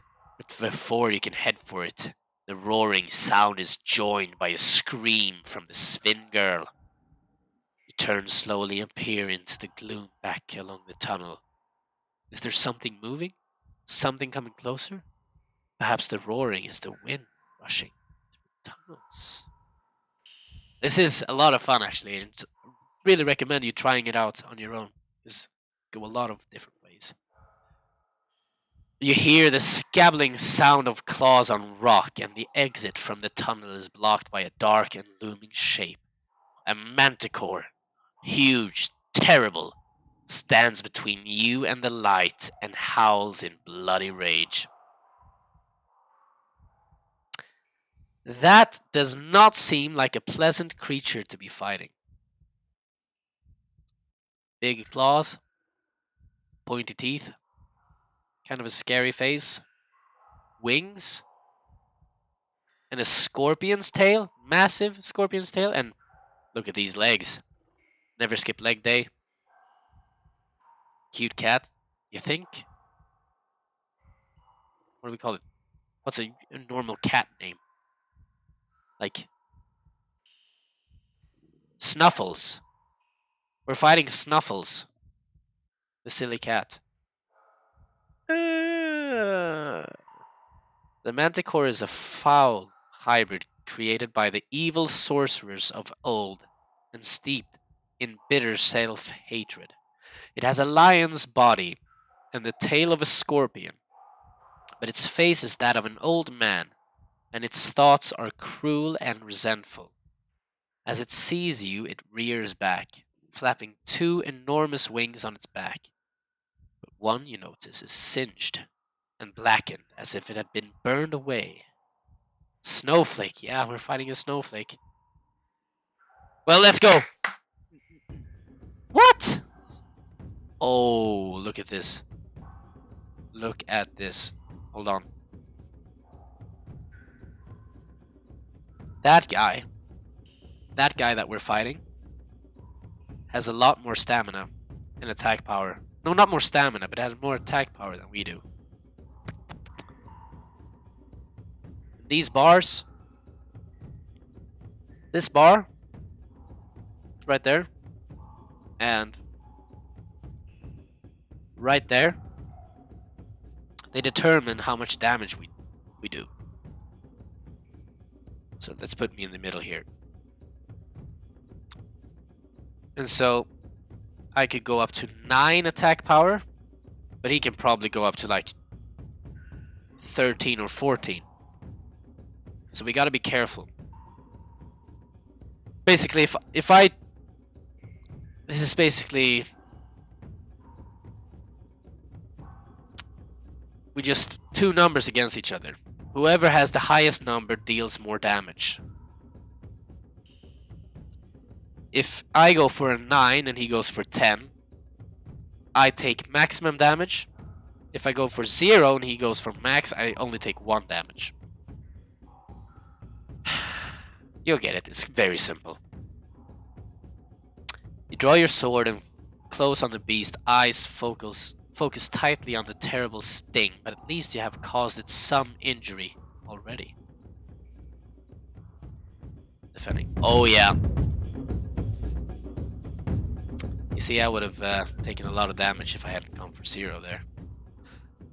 The fearsome creature paces forward, teeth bared. You drop back, raising your guard, hoping the beast will wear itself out. At the last moment, the manticore pounces, all claws, off the ground and bare to plunge into your flesh. You brace yourself as it comes down and leap aside at the last moment, claws raking at your skin. For a moment, it is close enough to smell its warm, fetid breath. Let's go, full steam. Boom! The creature snarls and snaps its jaws. You must finish this monster before it finishes you. With a rock wall at your back, you have no way to hide, but a perfect platform to spring forward. You race at the manticore, just as it pounds its tails down like a hammer stroke. As it rears, you push your sword up into its exposed belly. You have opened a deep wound in its side. The Svin girl cheers. Woohoo! Yeah! Sorry. The manticore shifts away and opens its wide jaws, which look so human, but contain an impossible number of teeth, each one dripping with a mixture of saliva and blood. Okay, so he did basically full power, now he did half. I don't think he has a lot of stamina left, so I'm gonna go full blast. Boom! Let's go! Standing firm, you swing a mighty stroke against the monster, catching the manticore a light blow. The beast growls at you. The walls shiver with its fury. The Svin girl edges nearer as if thinking of scratching the creature with her claws. "It's scared," she whispers to you. "You might not believe it, but you've scared it." Defending.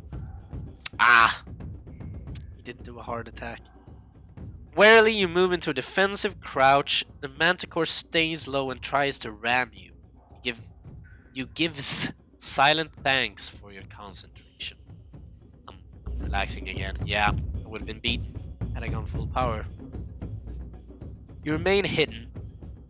The manticore makes a nasty swipe with its fearsome claws, but you duck and escape real injury. You swing your arm and refresh your stance. The manticore chomps and grinds its teeth. Its expression an ugly frown. I'm going hard. This is going so well. This is going so well. In the darkness of the cave, it is hard to read the monster's intentions, but you cannot wait forever. Charging forward, you rush into the manticore, slipping a light strike past its outstretched claws. The creature crashes against one wall. Rock dust pours onto its back as it tries to shake itself. It stumbles. You can hardly dare to hope. The foul beast is weakening. Good decision again! Good decision again! Let's go. You can almost smell the creature growing enraged and quickly drop away. The manticore whips out with its terrible sting, but you leap aside to safety. Adjust your grip and shift your weight.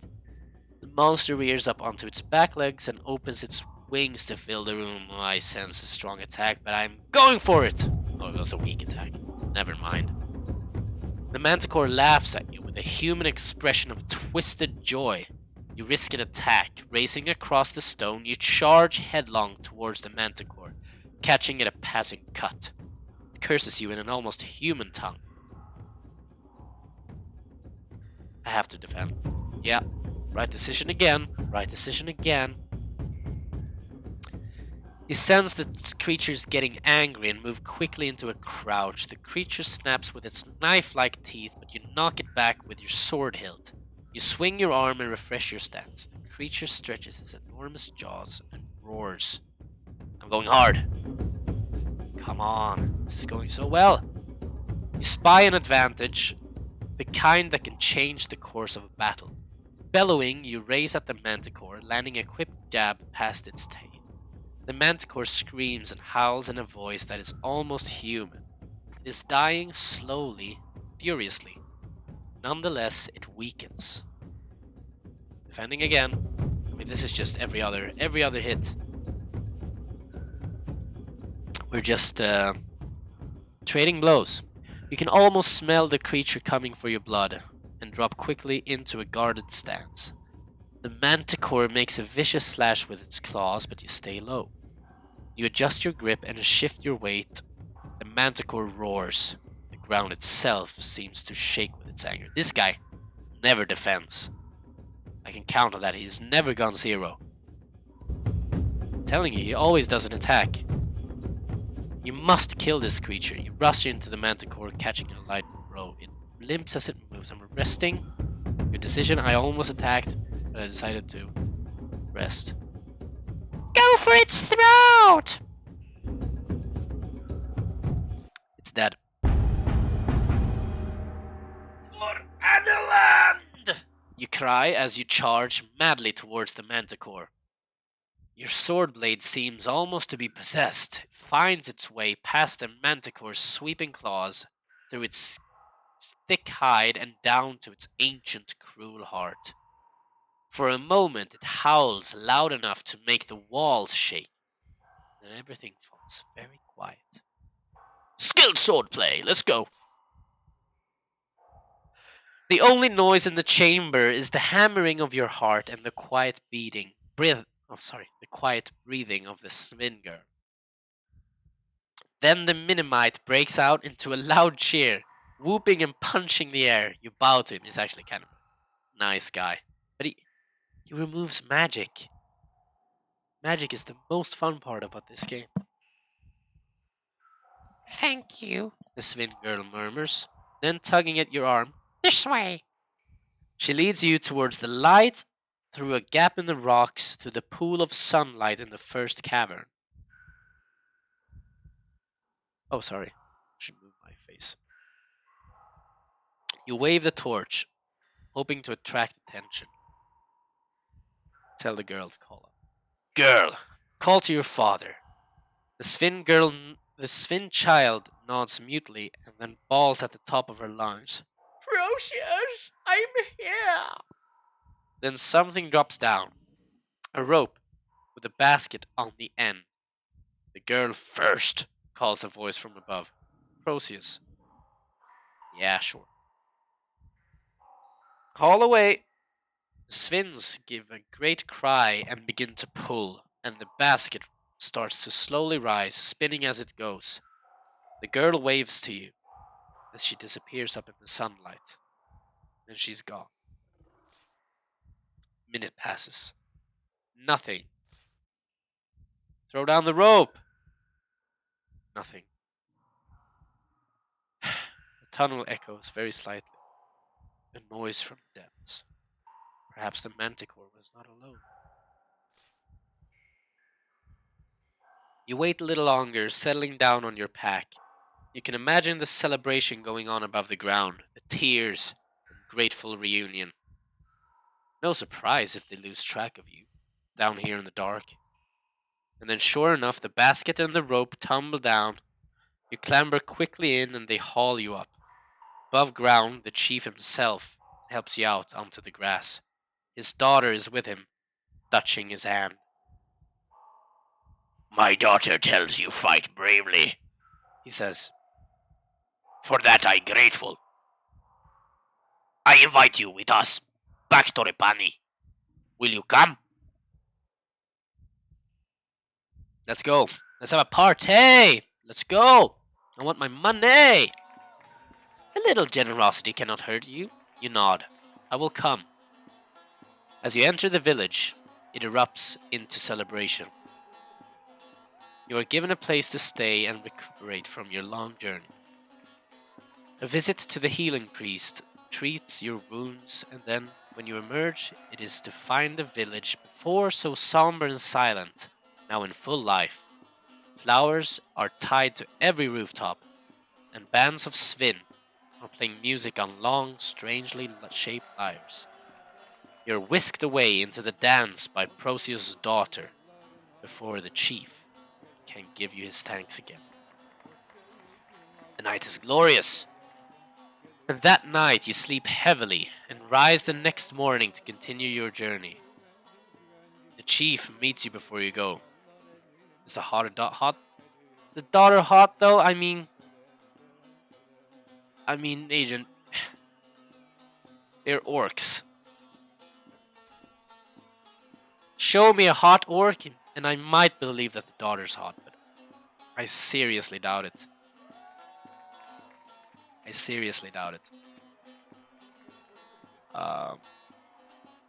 That night you sleep. You are rude, he declares. But we Swins pay our debts. He presses 2 gifts into your hands, a pouch of 10 gold pieces, a fortune for a place like this, Cha-ching! And a key. This open the south city gate of Kare. I hope it is yours. Time to go. You take your leave. The path winds away from Torrepani, and soon you are on a downward slope away from the Shamutanti hills, through stepped rice fields. As you walk, you feel for the first time the loneliness of the path ahead. Though Carré is a busy city, it is cruel, and beyond Carré there is nothing but the vicious wasteland. You will have no one to trust in the days ahead.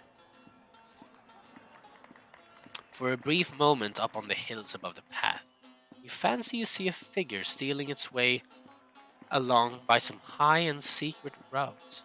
A figure all in black, but when you shade your eyes against the sun, whatever was there has disappeared.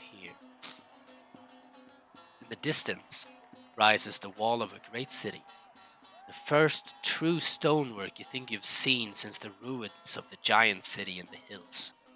From your shoulder you feel Jan hop away into the air. I didn't mind the manticore, but this place I'm afraid of. Take care. You'll need it. Then he buzzes away into the sky and is gone. You're not exactly sorry. This text is really trippy. You're not exactly sorry to see him go, but you wonder if you will still ever see him again. This looks like CAPTCHA, like prove you're not a robot text. It's weird. Yep. There you go. There you go. That's chapter 1. Your journey through the Shamutanti Hills is complete. Along the way, you've gained the friendship of Flanker the Assassin and have been given the key to the gates of Kare. You only collected a few magical artifacts, 3 giants' teeth. You're still armed only with your original sword and have no rations and 10 gold pieces in the spellbook. This is perfect after watching Game of Thrones. Yeah, I mean, it's awesome. Save this to cloud, so we can continue this at a later date. But I think I'm gonna actually call it a night for this evening. We can continue some other time, because my voice is sort of killing me right now, having talked and made voices for 2.5 hours straight.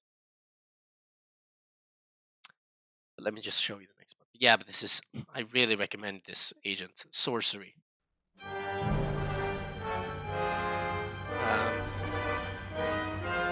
A journey began.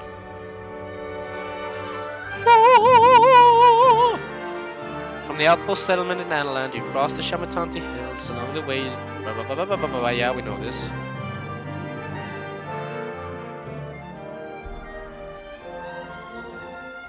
survive, you've used your blade often. Deceived, charmed, and tricked your way through. Your spirit guide changed as you changed, becoming a lion. But now all of that seems a distant memory, for you're approaching Kari, the city port of traps.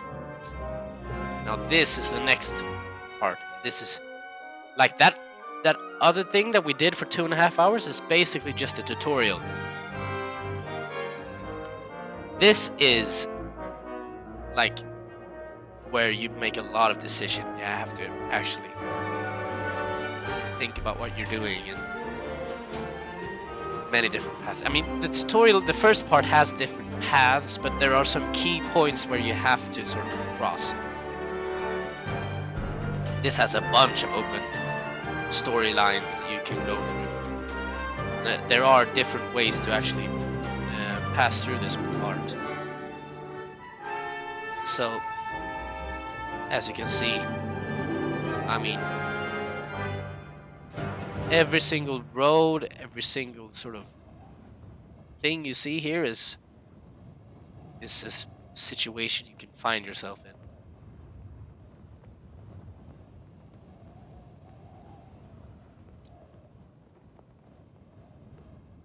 It's awesome. I really like this game, so I definitely recommend you playing this. Agent, if you like this sort of stuff. We didn't get to show you any fun spell casting, but there are so many spells you can use because we have that. Okay, I'm gonna play now, and this is not gonna be canon. I'm just gonna show you how fun this thing can be. Twilight already. The great city of Kari has doomed. Blah blah blah blah blah blah. We're gonna do this again. You make it 100% better. Oh, thanks, Agent. That's very kind of you. So here we approach a beggar. Doesn't seem like a lot of threat. Get out of my way. I want to see if I can cast a spell on him. Step aside, old man. Ah! I wanted to throw a spell. Okay. I just want to show you how to throw a spell. Okay, I'm going to speedrun this. Shit. You screwed me. Oh. It actually said what I was supposed to do. I didn't read.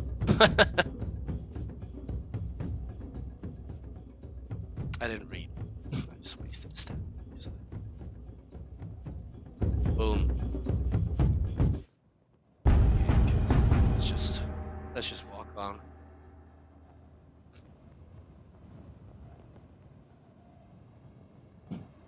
I want to just throw a spell and then I'm gonna call it a night. I'm a friend. What's the watchword? Here we go. So, we can cast spells. You do it by combining 3 letters. If we have a skull cap, which is an item you can find, we didn't find any items. We found like giant's teeth. We could read minds. We could also go doze, which causes slowness. I don't know if slowness is slow as stupid or if it's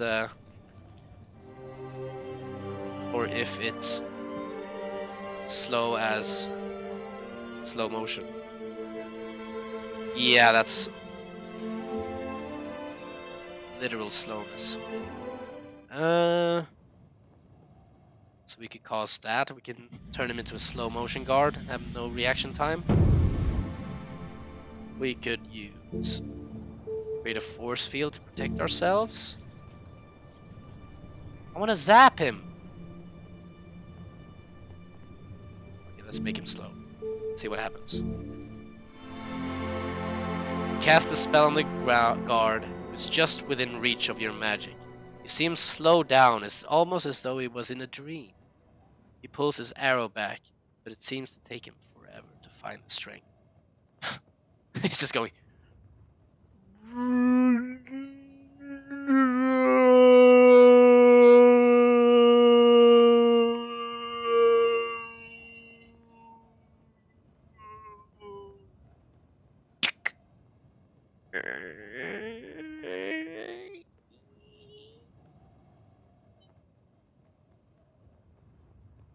That's it, basically. If in case you didn't understand the text, I sometimes do charades. I'm just versatile like that. I can talk and I can move. Just saying, and I can read sometimes, but not that good. While he fumbles, you stride out across the scrubland. One arrow finally flies, but it too moves slowly through the air. And you sidestep it easily. Even the arrow is in slow motion. That's powerful magic. Another you snatch from the sky and snap. Then you are across and in cover, close against the wall. Other from overhead, the guard is cursing loudly. If the spell holds, you will have a few minutes, perhaps before he comes down from the battle, warns his fellows. But yeah, that was a bit of sorcery. Part 1, and a little preview into Part 2. But yeah, I think I feel my voice is actually quite strained. Thanks for stream, Dad. Good night. Thanks for checking in, Agent, and get better soon. Get well soon.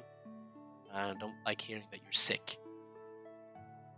So that's my assignment for you, is to get healthy and have a good night's sleep. And I might see you this weekend. Maybe part 2. Depends. I'm also a little bit busy, but it's been fun. And it's time for me to go. Take care. Have a nice evening. And hopefully call back soon so we can stream properly. Bye.